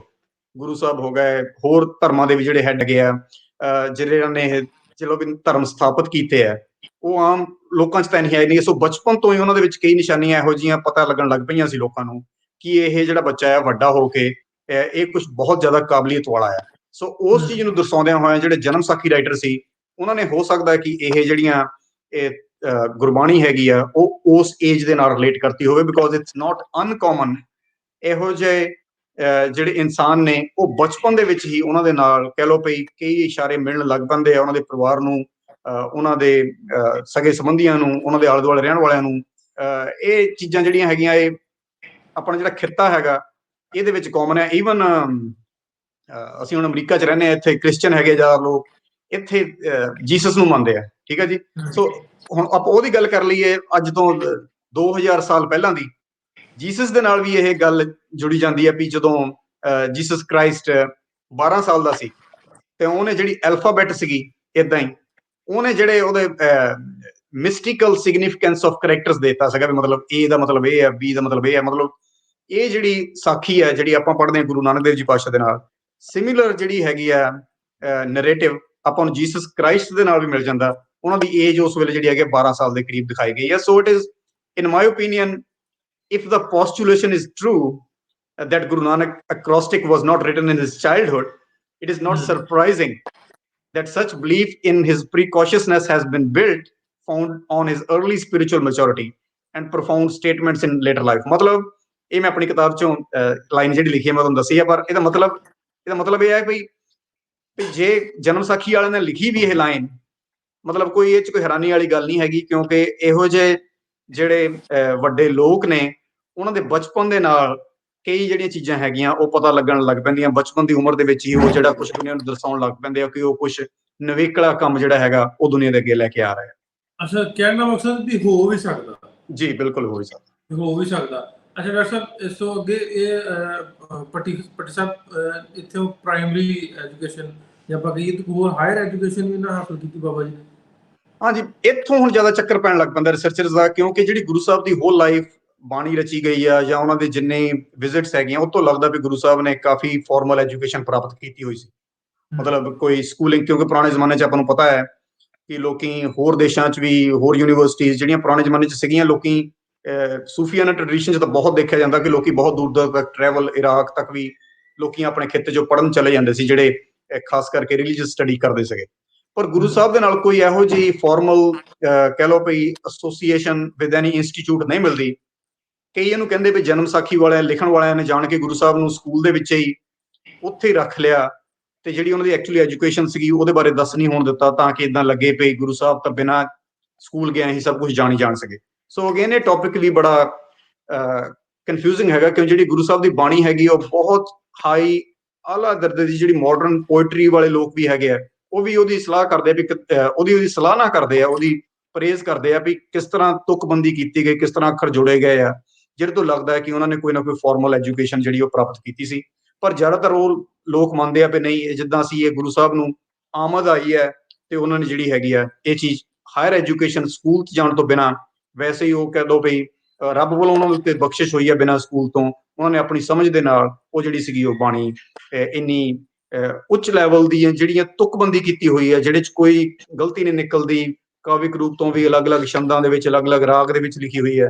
ਮਤਲਬ ਉਹਨਾਂ ਨੇ ਆਪਣੀ ਬਿਨਾਂ ਸਕੂਲ ਦੀ ਕਿਸੇ ਐਜੂਕੇਸ਼ਨ ਤੋਂ ਕੀਤੀ ਹੈ। ਵੈਸੇ ਜਿਹੜਾ ਬਚਪਨ 'ਚ ਆਪਾਂ ਜੇ ਗੱਲ ਕਰੀਏ ਉਹਨਾਂ ਬਾਰੇ ਇਹ ਪਤਾ ਹੈ ਕਿ ਉਹ ਸਾਧੂ ਤੇ ਫਕੀਰ ਜਿਹੜੇ ਤਲਵੰਡੀ ਜੰਗਲ ਸੀ ਉਸ ਵੇਲੇ, ਉਹਨਾਂ ਦੀ ਸੰਗਤ ਬਹੁਤ ਕਰਦੇ ਸੀ। ਉਹ ਸਕੂਲ ਨੂੰ ਵੀ ਕਈ ਵਾਰੀ ਛੱਡ ਕੇ ਚਲੇ ਜਾਂਦੇ ਸੀ। ਉਹਨਾਂ ਤੋਂ ਜਿਹੜੀਆਂ ਕਾਫੀ ਗੱਲਾਂ ਬਾਤਾਂ ਜਿਹੜੀਆਂ ਸੀਗੀਆਂ ਉਹ ਸਕੂਲ ਤੋਂ ਬਾਹਰ ਜਾ ਕੇ ਵੀ ਜਿਹੜੇ ਉਹ ਸਿੱਖਦੇ ਸੀਗੇ। ਉੱਥੇ ਇੱਕ ਹੋਰ ਫਿਰ ਨਾਮ ਲਿਆ ਜਾਂਦਾ ਪੰਡਿਤ ਬ੍ਰਿਜਨਾਥ, ਤੇ ਗੋਪਾਲ ਤੋਂ ਬਾਅਦ ਪੰਡਿਤ ਬ੍ਰਿਜਨਾਥ ਦੇ ਨਾਲ ਗੁਰੂ ਸਾਹਿਬ ਨੇ ਕਿਹਾ ਜਾਂਦਾ ਵੀ 2 ਸਾਲ ਹੋਰ ਸਪੈਂਡ ਕੀਤੇ। ਤੇ ਬ੍ਰਿਜ ਦੇ ਨਾਲ ਵੀ ਬਹੁਤ ਜ਼ਿਆਦਾ ਸਾਖੀਆਂ ਐਸੋਸੀਏਟਡ ਨੇ। ਜਨਮ ਸਾਖੀਆਂ 'ਚ ਬਾਰ-ਬਾਰ ਆਉਂਦਾ ਹੈ ਕਿ ਬ੍ਰਿਜਨਾਥ ਨੂੰ ਉਹਨਾਂ ਨੇ ਇਹ ਬਾਰ-ਬਾਰ ਗੁਰੂ ਸਾਹਿਬ ਨੇ ਇਹ ਗੱਲ, ਮਤਲਬ ਗੁਰੂ ਸਾਹਿਬ ਦਾ ਇਹ ਪੁਆਇੰਟ ਸੀ ਕਿ ਇੱਕ ਰੱਬ ਹੈ, ਮਤਲਬ ਨਾਟ ਦ ਪੈਂਥੀਅਨ ਆਫ ਕਿ ਬਹੁਤ ਸੀ ਇੰਨੇ ਦੇਵੀ ਦੇਵਤੇ, ਇਦਾਂ ਨਹੀਂ ਹੈ ਕੋਈ, ਸਿਰਫ ਵੀ ਇੱਕ ਰੱਬ ਹੈ ਜਿਹਦੇ ਉੱਪਰ ਇਹ ਜਿਹੜੀ ਸਾਰੀ ਸ੍ਰਿਸ਼ਟੀ ਹੈਗੀ ਆ ਉਹ ਚੱਲਦੀ ਹੈ। ਸੋ ਇਹ ਪੰਡਤ ਬ੍ਰਿਜਨਾਥ ਦੇ ਨਾਲ ਕਾਫੀ ਗੁਫ਼ਤਗੂ ਜਿਹੜੀ ਹੈਗੀ ਆ, ਗੱਲਾਂ ਬਾਤਾਂ ਹੈਗੀਆਂ ਇਹ ਜਨਮ ਸਾਖੀ ਦੇ ਵਿੱਚ ਜਿਹੜੀਆਂ ਉਹ ਅੰਕਿਤ ਹੈਗੀਆਂ। ਤੇ ਹੋਰ ਕੁਝ ਜਨਮ ਸਾਖੀਆਂ ਹੈਗੀਆਂ ਜਿਹਨਾਂ 'ਚ ਕੁਝ ਫਰਕ ਵੀ ਹੈਗੇ ਆ, ਪਰ in general Guru Sahib the higher education ਤੁਹਾਡੇ ਕੁਐਸਚਨ ਦੇ ਆਨਸਰ ਦੇ ਮੁਤਾਬਕ ਕੋਈ ਫਾਰਮਲ ਇੰਸਟੀਚਿਊਟ ਦੇ ਵਿੱਚ ਆਪਾਂ ਨੂੰ ਕਿਸੇ ਹਿਸਟਰੀ ਦੇ ਸੋਰਸ ਤੋਂ ਨਹੀਂ ਮਿਲਦੀ। ਅੱਛਾ ਡਾਕਟਰ ਸਾਹਿਬ, ਇਸ ਤੋਂ ਬਾਅਦ ਇੱਕ ਹੋਰ, ਜਿਵੇਂ ਤੁਸੀਂ ਦੱਸਿਆ ਸਾਰੀਆਂ ਜਨਮ ਸਾਖੀਆਂ ਜਿਨ੍ਹਾਂ ਦੇ ਇਹੀ ਪੱਟੀ ਸਾਹਿਬ ਬਾਰੇ ਦੱਸਿਆ ਗਿਆ ਗੁਰੂ ਸਾਹਿਬ ਨੇ ਬਚਪਨ ਵਿੱਚ ਲਿਖੀ ਆ, ਕਿ ਤੁਹਾਡੀ ਸਰਚ ਜਿਹੜੀ ਹੈ ਇਹਨਾਂ ਜਨਮ ਸਾਖੀਆਂ ਦਾ ਆਪਸ ਵਿੱਚ ਮੇਲ ਮਿਲਾਪ ਵੱਲੋਂ ਕੀ ਕਹਿੰਦੀ ਆ, ਵੀ ਆਪਸ ਵਿੱਚ ਮੇਲ ਮਿਲਾਪ ਹੈ ਜਾਂ ਨਹੀਂ ਹੈ? ਜੀ ਢਿੱਲੋਂ ਸਾਹਿਬ, ਆਪਾਂ ਇਹਦੇ ਬਾਰੇ ਪਹਿਲਾਂ ਵੀ ਕਈ ਵਾਰੀ ਗੱਲ ਕਰਕੇ ਹਟੇ ਹਾਂ। ਜਨਮ ਸਾਖੀਆਂ ਦੇ ਵਿੱਚ ਇਹ ਕਾਫੀ ਪ੍ਰੋਬਲਮ ਆਉਂਦੀ ਹੈ ਕਿ ਇੱਕ ਦੂਜੇ ਦੇ ਨਾਲ ਜਿਹੜੀਆਂ ਜਨਮ ਸਾਖੀਆਂ ਉਹ ਮਿਲਦੀਆਂ ਨਹੀਂ ਆ। ਹੁਣ ਆਪਾਂ ਗੱਲ ਕਰੀਏ ਡਾਕਟਰ ਸਾਹਿਬ, ਸੌਰੀ, ਮੈਂ ਇੱਕ ਹੋਰ ਮੇਰਾ ਕੁਐਸਚਨ ਹੈ। ਹਾਂਜੀ, ਜਨਮ ਸਾਖੀਆਂ ਵੈਸੇ ਓਵਰਆਲ ਟੋਟਲ ਜੇ ਤੁਸੀਂ ਮੈਨੂੰ ਦੱਸ ਸਕੋ ਜਿਹੜੀਆਂ ਅਥੈਂਟਿਕ ਮੰਨੀਆਂ ਜਾਂਦੀਆਂ ਉਹ ਕਿੰਨੀਆਂ ਤੇ ਕਿੰਨੀਆਂ ਲਿਖੀਆਂ? ਜੀ ਢਿੱਲੋਂ ਸਾਹਿਬ, ਜਿਹੜੀਆਂ ਓਵਰਆਲ ਜਨਮ ਸਾਖੀਆਂ ਉਹਨਾਂ ਵਿੱਚੋਂ ਭਾਈ ਬਾਲਾ ਜਨਮ ਸਾਖੀ ਸਭ ਤੋਂ ਜ਼ਿਆਦਾ ਪਪੂਲਰ ਹੈਗੀ ਆ। ਪਪੂਲਰ ਜਿਹੜੀ, ਹਾਂਜੀ। ਫਿਰ ਆ ਗਈ ਪੁਰਾਤਨ ਜਨਮ ਸਾਖੀ, ਜਿਹੜੀ ਪੁਰਾਣੀ ਜਨਮ ਸਾਖੀ, ਉਹਦੇ ਦੋ ਵਰਜਨ ਹੈਗੇ ਆ। ਹਾਫਿਜ਼ਾਬਾਦ ਵਾਲੀ, ਹਾਫਿਜ਼ਾਬਾਦ ਤੋਂ ਮਿਲੀ ਸੀ ਉਹ, ਵਲਾਇਤ ਵਾਲੀ, ਤੇ ਵਲਾਇਤ ਵਾਲੀ ਉਹ ਵਲਾਇਤ ਜਾ ਕੇ ਫਿਰ ਵਾਪਸ ਆਈ ਸੀਗੀ। ਉਹਦੇ ਦੋ ਵਰਜਨ ਹੈਗੇ ਆ। ਫਿਰ ਮਿਹਰਬਾਨ ਜਨਮ ਸਾਖੀ, ਜਿਹਦੇ ਬਾਰੇ ਮੈਂ ਹੁਣੇ ਤੁਹਾਨੂੰ ਕੁਝ ਐਗਜ਼ਾਮਪਲ ਦੇਣ ਲੱਗਾ ਪਈ, ਉਹਨੇ ਇੱਕਦਮ ਫਰਕ ਲਿਖਿਆ ਹੋਇਆ। ਅੱਛਾ, ਜੇ ਪਹਿਲੀ ਪਾਤਸ਼ਾਹੀ ਦੀ ਗੱਲ ਕਰੀਏ, ਇਹਨਾਂ ਦੇ ਬਿਲਕੁਲ ਕਲੋਜ਼ ਜਿਹੜੀ ਜਨਮ ਸਾਖੀ ਜਾ ਕੇ ਲੱਗਦੀ, ਜਿਹੜੀ ਬਿਲਕੁਲ ਕਲੋਜ਼ ਹੋਵੇ, ਉਹ ਕਿਹੜੀ ਆ ਜਾਂਦੀ? ਇਹ ਸਾਰੇ ਹੀ ਜਿਹੜੇ ਸੀ ਆਪਣੇ ਆਪ ਨੂੰ ਕਲੋਜ਼ ਹੀ ਸਮਝਦੇ ਰਹੇ ਆ, ਇਸ ਕਰਕੇ ਇਹ ਦੱਸਣਾ ਬਹੁਤ ਮੁਸ਼ਕਿਲ ਹੈ ਵੀ ਕਿਹੜੀ ਜਨਮ ਸਾਖੀ। ਇਸ ਕਰਕੇ ਆਪਾਂ ਨੂੰ ਸਾਰੀਆਂ ਪੜ੍ਹਨੀਆਂ ਪੈਂਦੀਆਂ। ਸਾਰਿਆਂ ਵਿੱਚੋਂ ਜਿਹੜੀ ਚੀਜ਼ ਗੁਰਮੁੱਤ ਦੇ ਮੁਤਾਬਕ ਨਹੀਂ ਹੈਗੀ ਉਹ ਛੱਡ ਦੇਈਦੀ ਆ। ਜਿਹੜੀ ਚੀਜ਼ ਗੁਰਮੁੱਤ ਦੇ ਰੀਅਲੀ ਆਪਾਂ ਵੇਖ ਲਈਏ ਵੀ ਉਸ ਦੌਰ ਦੇ ਕੋਲ ਨਹੀਂ ਲਿਖੀ ਹੈ। ਢਿੱਲੋਂ ਸਾਹਿਬ, ਕਿਸੇ ਨੇ ਆਥਰ ਦਾ ਨਾਮ ਨਹੀਂ ਲਿਖਿਆ, ਕਿਸੇ ਨੇ ਈਅਰ ਦਾ ਨਾਮ ਨਹੀਂ ਲਿਖਿਆ। ਬਹੁਤ ਵੱਡੀ ਪ੍ਰੋਬਲਮ ਹੈਗੀ ਆ। ਇਹੀ ਤਾਂ ਸਭ ਤੋਂ ਵੱਡੀ ਪ੍ਰੋਬਲਮ ਹੈ ਕਿ ਸਾਨੂੰ ਇਹ ਪਤਾ ਹੀ ਨਹੀਂ ਆ ਵੀ ਉਸ ਸਮੇਂ ਦੇ ਵਿੱਚ ਜਿਹੜਾ ਵੀ ਸੀ ਉਹ ਕੌਣ, ਕਿਹੜਾ ਬੰਦਾ ਜਿਹੜਾ ਸੀ ਉਹ ਜਨਮ ਸਾਖੀ ਨੂੰ ਲਿਖ ਰਿਹਾ। ਭਾਈ ਮਨੀ ਸਿੰਘ ਦੀ ਜਨਮ ਸਾਖੀ ਜਿਹੜੀ ਹੈਗੀ ਆ, ਸਿਰਫ ਉਹਦੇ ਬਾਰੇ ਆਈਡੀਆ ਜਿਹੜਾ ਉਹ ਲੱਗਦਾ ਆ। ਅਦਰਵਾਈਜ਼ ਜਿਹੜਾ ਹੈਗਾ ਉਹ ਮਤਲਬ ਸਾਨੂੰ ਇਹ ਕਲੀਅਰ ਨਹੀਂ ਹੁੰਦਾ ਵੀ ਇਹਨਾਂ ਦੇ ਆਥਰਸ ਕੌਣ ਨੇ, ਕਿਹੜੇ ਟਾਈਮ ਫਰੇਮ ਤੇ ਹੈਗੀਆਂ। ਇਸ ਕਰਕੇ ਇਹਨਾਂ ਦੀ ਜਿਹੜੀ ਆਥੈਂਟਿਸਿਟੀ ਹੈ ਉਹਦੇ ਵਿੱਚ ਕਾਫੀ ਚੱਕਰ ਰਹਿੰਦਾ। ਭਾਈ ਮਨੀ ਸਿੰਘ ਜੀ ਜਨਮ ਸਾਖੀ ਵੀ, ਹੁਣ ਭਾਈ ਮਨੀ ਸਿੰਘ ਜੀ ਦਾ ਆਪਾਂ ਨੂੰ ਪਤਾ ਹੈ ਭਾਈ ਮਨੀ ਸਿੰਘ ਕੌਣ ਸੀ, ਪਰ ਈਵਨ ਹੁਣ ਉਹਨਾਂ ਦੀ ਜਨਮ ਸਾਖੀ ਬਾਰੇ ਵੀ ਇਹ ਕਿਹਾ ਜਾਂਦਾ ਵੀ ਹੋ ਸਕਦਾ ਭਾਈ ਮਨੀ ਸਿੰਘ ਜੀ ਨੇ ਨਾ ਲਿਖੀ ਹੋਵੇ, ਕਿਸੇ ਹੋਰ ਨੇ ਲਿਖਤੀ ਹੋਵੇ। ਮਿਹਰਬਾਨ ਜਨਮ ਸਾਖੀ ਇੱਕ ਹੈਗੀ ਹੈ, ਜਿਹੜਾ ਸਾਨੂੰ ਪਤਾ ਹੈ ਕਿ ਮਿਹਰਬਾਨ ਜਾਂ ਉਹਦੇ ਬੇਟੇ ਹਰਜੀ, ਉੱਥੀ ਹਰਜੀ ਜਿਹੜੀ ਹੈਗੀ ਆ, ਮਤਲਬ ਉਹ ਉਹਨਾਂ ਨੇ ਜ਼ਰੂਰ ਲਿਖੀ ਹੈ। ਔਰ ਇਹ ਗੁਰੂ ਸਾਹਿਬ ਦੀ ਜਿਹੜੀ ਫੈਮਿਲੀ ਸੀਗੀ, ਜਿਹੜਾ ਪਰਿਵਾਰ ਸੀਗਾ, ਉਹਦੇ ਵਿੱਚੋਂ ਤੀਜੇ ਪਾਤਸ਼ਾਹੀ, ਚੌਥੇ ਪਾਤਸ਼ਾਹੀ ਦੇ ਪਰਿਵਾਰ ਦੇ ਵਿੱਚੋਂ ਬਿਲੋਂਗ ਕਰਦੇ ਸੀ। ਪਰ ਭਾਈ ਬਾਲਾ ਜਨਮ ਸਾਖੀ ਔਰ ਜਿਹੜੀ ਪੁਰਾਤਨ ਜਨਮ ਸਾਖੀ ਹੈ ਉਹ ਤਾਂ ਬਿਲਕੁਲ ਹੀ ਸ਼ਰਾਊਡਡ ਇਨ ਮਿਸਟਰੀ। ਉਹਨਾਂ ਦੇ ਆਥਰ ਹੈਗੇ ਆ, ਮਤਲਬ ਕਾਫੀ ਜ਼ਿਆਦਾ ਕੰਟਰੋਵਰਸ਼ੀਅਲ ਜਿਹੜੀ ਚੀਜ਼ ਹੈਗੀ ਉਹਨਾਂ ਬਾਰੇ ਚੱਲਦੀ ਰਹਿੰਦੀ ਹੈ। ਇਸ ਕਰਕੇ ਇਹ ਆਪਣੇ ਆਪ 'ਚ ਹੀ PhD ਦਾ ਇੱਕ ਟੌਪਿਕ ਹੈਗਾ, ਜਿਹਦੇ ਤੇ ਬਹੁਤ ਲੋਕੀ ਕੰਮ ਕਰ ਸਕੇ ਆ ਵੀ ਕਿਹੜੀ ਸਾਖੀ ਜ਼ਿਆਦਾ ਮੰਨਣੀ ਹੈ। ਕੁਝ ਇਤਿਹਾਸਕਾਰ ਭਾਈ ਬਾਲਾ ਨੂੰ ਪੂਰਾ ਸਹੀ ਮੰਨਦੇ ਆ, ਕੁਝ ਇਤਿਹਾਸਕਾਰ ਕਹਿੰਦੇ ਬਣੀ ਉਸ ਬਾਲਾ ਸੀਗਾ ਹੀ ਨਹੀਂ। ਸੋ ਆਪਾਂ ਜਦੋਂ ਇਹਨਾਂ ਚੀਜ਼ਾਂ ਨੂੰ ਪੜ੍ਹਦੇ ਹਾਂ, ਆਪਣਾ ਮਕਸਦ, ਮੈਂ ਤਾਂ ਇਹੀ ਸਿੰਪਲ ਫਾਰਮੂਲਾ ਰੱਖਿਆ, ਹਰੇਕ ਸਾਖੀ ਪੜ੍ਹ ਲਓ, ਪੜ੍ਹੋ ਜ਼ਰੂਰ। ਇਹ ਤੁਸੀਂ ਛੱਡ ਨਹੀਂ ਸਕਦੇ। ਬਹੁਤ ਵੱਡੀਆਂ ਕਿਤਾਬਾਂ ਹੈਗੀਆਂ, ਇਹ ਮਤਲਬ ਛੋਟੀਆਂ ਨਹੀਂ ਆ, ਇਹਨਾਂ ਦੇ ਸਾਈਜ਼ ਬਹੁਤ ਵੱਡੇ ਨੇ। ਇਹਨਾਂ ਦੇ ਵਿੱਚ ਤੁਸੀਂ ਜਿਹੜੀ ਚੀਜ਼ ਗੁਰਬਾਣੀ ਦੀ ਕਸੌਟੀ ਤੇ ਨਹੀਂ ਉਤਰਦੀ ਉਹਨੂੰ ਛੱਡ ਦੋ, ਉਹਨੂੰ ਗੱਪ ਮੰਨ ਲਓ, ਅੱਗੇ ਦੀ ਅੱਗੇ ਵੱਧਦੇ ਜਾਓ। That is only way that this can be done. Doctor ਸਾਹਿਬ, ਉਹੀ ਉੱਥੇ ਹੀ ਆਪਾਂ ਫਿਰ ਮੇਰੀ ਗੱਲ ਹੋਈ ਵੀ ਤੁਹਾਡੀ ਰਿਸਰਚ ਜਿਹੜੀ ਆ, ਜੇ ਆਪਾਂ ਮੈਂ ਉਹਦੀ ਗੱਲ ਕਰ ਲਈ ਵੀ ਇਹ ਪੱਟੀ ਸਾਹਿਬ ਗੁਰਦੁਆਰੇ ਵੱਲੋਂ ਜਿਹੜੀ ਉਹ ਆਪਸ ਵਿੱਚ ਤੁਹਾਡੀ ਰਿਸਰਚ ਦੀ ਵੀ ਮੇਲ ਮਿਲਾਪ ਇਹਨਾਂ ਦਾ ਹੈ ਕਿ ਨਹੀਂ? ਮੇਰਾ ਉਹ ਕੁਐਸਚਨ ਸੀ, ਵਿੱਚ ਮੈਂ ਹੋਰ ਕਰ ਦਿੱਤਾ। ਨਹੀਂ, ਠੀਕ ਹੈ। ਇਹਨਾਂ ਦਾ ਮੇਲ ਮਿਲਾਪ ਜੀ ਨਹੀਂ ਹੈਗਾ, ਉਸ ਕਰਕੇ ਮੈਂ ਤੁਹਾਨੂੰ ਕੁਝ ਐਗਜ਼ਾਮਪਲ ਦੇ ਦੇਣਾ। ਹੁਣ ਜਿਹੜਾ ਭਾਈ ਮਨੀ ਸਿੰਘ ਜੀ ਜਨਮ ਸਾਖੀ ਹੈ, ਉਹਦੇ ਵਿੱਚ ਉਹ ਜਾ ਕੇ ਕਹਿੰਦੇ, ਮੈਂ ਉਹਦੇ ਵਿੱਚੋਂ ਕੁਝ ਲਾਈਨਾਂ ਤੁਹਾਨੂੰ ਸੁਣਾ ਦੇਣਾ। ਉਹਦੇ ਵਿੱਚ ਕਹਿੰਦੇ ਵੀ ਗੁਰੂ ਸਾਹਿਬ ਨੂੰ ਜਦੋਂ ਮੁਹਾਰਨੀ, ਜਿਹੜੀ ਮੁਹਾਰਨੀ ਵਰਡ ਉਹਨੇ ਯੂਜ਼ ਕੀਤਾ, ਵੀ ਜਦੋਂ ਮੁਹਾਰਨੀ ਦੇਣ ਲੱਗੇ ਵੀ ਪੱਟੀ ਲਿਖ ਦਿੱਤੀ ਜੇ, ਤੇ ਪੜ ਨਾਨਕ ਜੀ ਸਿੱਧ ਯੋਜਨੀਆਂ। ਤਬ ਗੁਰੂ ਨਾਨਕ ਜੀ ਚੁੱਪ ਕਰ ਰਿਹਾ, ਤਬ ਵੀ ਪਾਂਦੇ ਕਿਹਾ, ਪੜ ਨਾਨਕ ਜੀ ਸਿੱਧ ਯੋਜਨੀਆਂ। ਸਿੱਧ ਯੋਜਨੀਆਂ ਵੀ ਪੁਰਾਣੀ ਇਹ ਸਕ੍ਰਿਪਟ ਹੈਗੀ ਹੈ। ਫਿਰ ਬਾਬਾ ਨਾਨਕ ਚੁੱਪ ਕਰ ਰਿਹਾ, ਫਿਰ ਉਹਨੇ ਕਿਹਾ, ਕਹਿੰਦੇ ਨੇ, ਇਹ ਨਾਨਕ ਤੂੰ ਪੜ੍ਹਤਾ ਕਿਉਂ ਨਹੀਂ? ਬਾਪ ਪੜ੍ਹਨੇ ਪਾਇਆ ਹੈ, ਵੀ ਤੇਰੇ ਫਾਦਰ ਨੇ ਤੈਨੂੰ ਇੱਥੇ ਪੜ੍ਹਨ ਬਿਠਾਲਿਆ ਹੈ। ਤਦ ਬਾਬੇ ਗੁਰੂ ਨਾਨਕ ਕਿਹਾ, ਇਹ ਪਾਂਧਾ ਜੀ ਤੂੰ ਕਿਛ ਆਪ ਵੀ ਪੜ੍ਹਿਆ ਹੈ ਜਿਹੜਾ ਮੇਰੇ ਤਾਈਂ ਪੜਾਉਂਦਾ ਹੈ? ਤਾਂ ਪਾਂਧੇ ਕਿਹਾ, ਇਹ ਨਾਨਕ ਮੈਂ ਸਭ ਕੁਝ ਪੜ੍ਹਿਆ, ਸਿੱਧ ਯੋਜਨੀਆਂ ਪੜ੍ਹਿਆ, ਬੈਰਾਖੜੀ ਪੜ੍ਹਿਆ। ਬੈਰਾਖੜੀ ਹੈਗੀ ਜਿਹੜੀ 12 ਵੋਵਲਸ ਕੰਸੋਨੈਂਟ ਵਾਲੀ ਜਿਹੜੀ ਹੈਗੀ ਹੈ, ਉਹ ਵੀ ਇੱਕ ਫਰਦਰ ਐਡਵਾਂਸਡ ਕਹਿ ਲਓ ਵੀ ਉਹ ਜਿੱਦਾਂ ਇਹਦਾ ਰੱਟਾ ਲਾ ਕੇ ਪੜ੍ਹਨ ਵਾਲੀ ਹੈ। ਫਿਰ ਉਹ ਕਹਿੰਦਾ ਉੱਟੇ ਦਫ਼ਤਰ ਕਾ ਹਿਸਾਬ, ਜਿਮੀ ਕਛ ਕਾ ਹਿਸਾਬ, ਸਭ ਕੁਝ ਪੜ੍ਹਿਆ ਹਾਂ। ਜਮੈਬੰਦੀ ਬੰਨਣੀ, ਸਮਝਣਾ ਸਮਝਾਉਣਾ, ਜਿਤਨਾ ਕੁਝ ਹਿਸਾਬ ਹੈ ਜਿਤਨਾ ਮੈਂ ਸਭ ਉਹੀ ਜਾਣਦਾ ਹਾਂ। ਇਹ ਮਤਲਬ ਜਿਹੜਾ ਪੜ੍ਹਦਾ ਆ ਉਹ ਕਹਿ ਰਿਹਾ ਪਟਵਾਰੀਆਂ ਦਾ, ਕਹਿੰਦਾ ਅੱਛਾ ਹੋਰ ਕੀ ਕਹਿੰਦਾ ਭਾਈ ਮਨੀ ਸਿੰਘ ਜਨਮ ਸਾਖੀ, ਕਹਿੰਦਾ ਪਟਵਾਰੀਆਂ ਦਾ ਫੇਰ ਪੇਚ ਜਿੱਤੇ ਲੈ ਕੇ ਹੈ ਮੈਂ ਜਾਣਦਾ ਹਾਂ ਸਭ। ਮਤਲਬ ਉਹ ਸਾਰੀ ਆਪਣੀ ਜਿਹੜੀਆਂ ਅਸੀਂ ਸਿਫਤਾਂ ਉਹ ਗੁਰੂ ਸਾਹਿਬ ਨੂੰ ਜਿਹੜੀਆਂ ਸੀ ਉਹ ਦੱਸ ਰਿਹਾ, ਜਿਹਦੇ ਆਨਸਰ ਦੇ ਵਿੱਚ ਗੁਰੂ ਸਾਹਿਬ ਨੇ ਉਹਨੂੰ ਕੀ ਕਿਹਾ ਬਚਪਨ ਦੇ ਵਿੱਚ, ਮਤਲਬ ਸਕੂਲ ਦੇ ਵਿੱਚ ਕਹਿ ਰਹੇ ਆ, ਜਿਹਨੂੰ ਗੁਰਬਾਣੀ ਦੇ ਵਿੱਚ ਅੰਕਿਤ ਕੀਤਾ ਗਿਆ ਅੰਕ ਨੰਬਰ 16 ਤੇ ਪੇਜ ਨੰਬਰ 16 ਤੇ ਮੈਂ ਤੁਹਾਨੂੰ ਗੁਰਬਾਣੀ ਦੀ ਜਿਹੜੀ ਹੈਗੀ ਲਾਈਨਾਂ ਸੁਣਾਉਣਾ। ਜਾਲ ਮੋਕਸ ਮਸ ਕਰ ਮਤ ਕਾਕਦ ਕਰਸਾਰ, ਭਾਓ ਕਲਮ ਕਰ ਚੇਤ ਲਿਖਾਰੀ, ਗੁਰ ਪੁੱਛੇ ਲਿਖ ਵਿਚਾਰ, ਲਿਖ ਨਾਮ ਸਲਾਹ, ਲਿਖ ਲਿਖ ਅੰਤ ਨਾ ਪਾਰਾਵਾਰ। ਮਤਲਬ ਹੁਣ ਇਸ ਜਨਮ ਸਾਖੀ ਨੇ ਇਹ ਜਿਹੜੀ ਤੁਕ ਹੈਗੀ ਹੈ ਇਹਦੇ ਨਾਲ ਸਕੂਲ ਜੋੜ ਦਿੱਤਾ। ਜਦ ਕਿ ਆਪਾਂ ਜਿਹੜੀ ਭਾਈ ਬਾਲਾ ਵਾਲੀ ਸੀਗੀ ਉਹ ਹੋਰ ਅੰਗ ਨੰਬਰ ਤੇ ਹੋਰ ਪੇਜ ਨੰਬਰ ਗੁਰੂ ਗ੍ਰੰਥ ਸਾਹਿਬ ਤੇ ਹੋਰ ਸ਼ਲੋਕ ਸੀਗਾ, ਬਾਬੇ ਪੱਟੀ ਲਿਖੀ ਉਹ ਜੋੜਿਆ ਸੀਗਾ। ਹੁਣ ਜਿਹੜਾ ਆਪਾਂ ਆਹ ਵਾਲਾ ਜਿਹੜਾ ਹੁਣ ਆਪਾਂ ਬੋਲ ਕੇ ਹਟੇ ਆ ਇਹਦੇ ਚ ਉਹ ਕਹਿ ਰਿਹਾ ਵੀ ਆਪਣੀ ਜਿਹੜੀ ਬਰਨ ਇਮੋਸ਼ਨਲ ਅਟੈਚਮੈਂਟ ਆ ਜਿਹੜਾ ਹੁਣ ਮਤਲਬ ਜੁੜਦੀਆਂ ਦੋਨੋਂ ਗੱਲਾਂ ਸਕੂਲ ਨਾਲ ਹੀ ਹੈ। ਇਸ ਕਰਕੇ ਜਨਮ ਸਾਖੀ ਰਾਈਟਰਸ ਨੇ ਜਿਹੜੀਆਂ ਲਿਖਤਾਂ ਲਿਖੀਆਂ ਉਹ ਬਹੁਤ ਸੋਚ ਸਮਝ ਕੇ ਗੁਰਬਾਣੀ ਦੇ ਨਾਲ ਅਟੈਚ ਕੀਤੀਆਂ। ਭਾਈ ਮਨੀ ਸਿੰਘ ਜੀ ਜਨਮ ਸਾਖੀ ਦੇ ਵਿੱਚ ਇਹ ਹੁਣ ਜੋ ਉਹਨਾਂ ਨੇ ਲਿਖਿਆ, ਜੋ ਮੈਂ ਤੁਹਾਨੂੰ ਬੋਲ ਕੇ ਸੁਣਾਇਆ, ਦਾ ਮਤਲਬ ਹੈ ਵੀ ਬਰਨ ਯੂਰ ਇਮੋਸ਼ਨਲ ਅਟੈਚਮੈਂਟ, ਵੀ ਲੋਕਾਂ ਨਾਲ ਜਿਹੜੀ ਇਹ ਅਟੈਚਮੈਂਟ ਆ ਇਹ ਤੋੜ ਕੇ ਇਹਦੀ ਜਿਹੜੀ ਸਿਆਹੀ ਬਣਾਓ, ਕੁੱਟ ਕੇ ਆਪਣੀ ਜਿਹੜੀ ਇੰਟੈਲੀਜੈਂਸ ਆ ਉਹਦਾ ਵਰਕਾ ਬਣਾਓ, ਤੇ ਜਿਹੜਾ ਆਪਣਾ ਪਰਮਾਤਮਾ ਦੇ ਲਈ ਪਿਆਰ ਹੈ ਉਹ ਤੁਹਾਡਾ ਪੈਨ ਹੋਵੇ, ਤੇ ਤੁਹਾਡੀ ਜਿਹੜੀ ਅੰਤਰਾਤਮਾ ਜਿਹੜੀ ਕੌਨਸ਼ੀਅਸਨੈਸ ਆ ਉਹ ਤੁਹਾਡਾ ਬੀ ਦਾ ਸਕ੍ਰਾਈਬ ਜਿਹੜਾ ਲਿਖਣ ਵਾਲਾ ਹੋਵੇ। ਫਿਰ ਜਿਹੜਾ ਰੱਬ ਹੈਗਾ, ਜਿਹੜਾ ਗੋਡ ਹੈਗਾ, ਉਹਦੀਆਂ ਇੰਸਟਰਕਸ਼ਨਸ ਨੂੰ ਫੋਲੋ ਕਰੋ, ਫਿਰ ਜਿਹੜੀ ਹੈਗੀ ਆਪਣੀ ਲਿਖਤ ਕਰੋ, ਫਿਰ ਤੁਸੀਂ ਆਪਣੇ ਆਪ ਨੂੰ ਪੜ੍ਹੇ ਲਿਖੇ ਜਾਂ ਪੜ੍ਹਾਉਣ ਵਾਲੇ ਉਹ ਬਣ ਸਕਦੇ ਆ।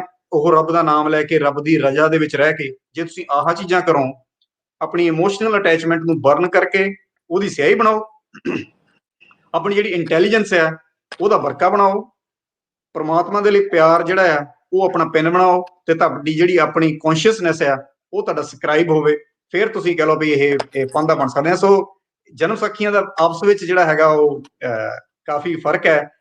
ਇਹ ਸ਼ਲੋਕ ਸੁਣ ਕੇ ਗੁਰੂ ਮਹਾਰਾਜ ਦਾ ਇਹ ਪਾਂਧੇ ਨੇ ਜਿਹੜੀ ਸੌਰੀ ਐਵੇਂ ਜਿਹੜੀ ਢਿੱਲੋਂ ਸਾਹਿਬ ਇਹ ਜਿਹੜੀ ਮੈਂ ਜਨਮ ਸਾਖੀ ਕਹਿ ਰਿਹਾ ਇਹ ਮਿਹਰਬਾਨ ਜਨਮ ਸਾਖੀ ਹੈ। Sorry I was mistaken. ਸੋ ਜਿਹੜੀ ਮਿਹਰਬਾਨ ਜਨਮ ਸਾਖੀ ਹੈਗਾ ਇਹ ਮੈਂ I want to clarify it. ਉਹਦੇ ਵਿੱਚ ਫਿਰ ਉਹ ਕਹਿੰਦੇ ਆ ਵੀ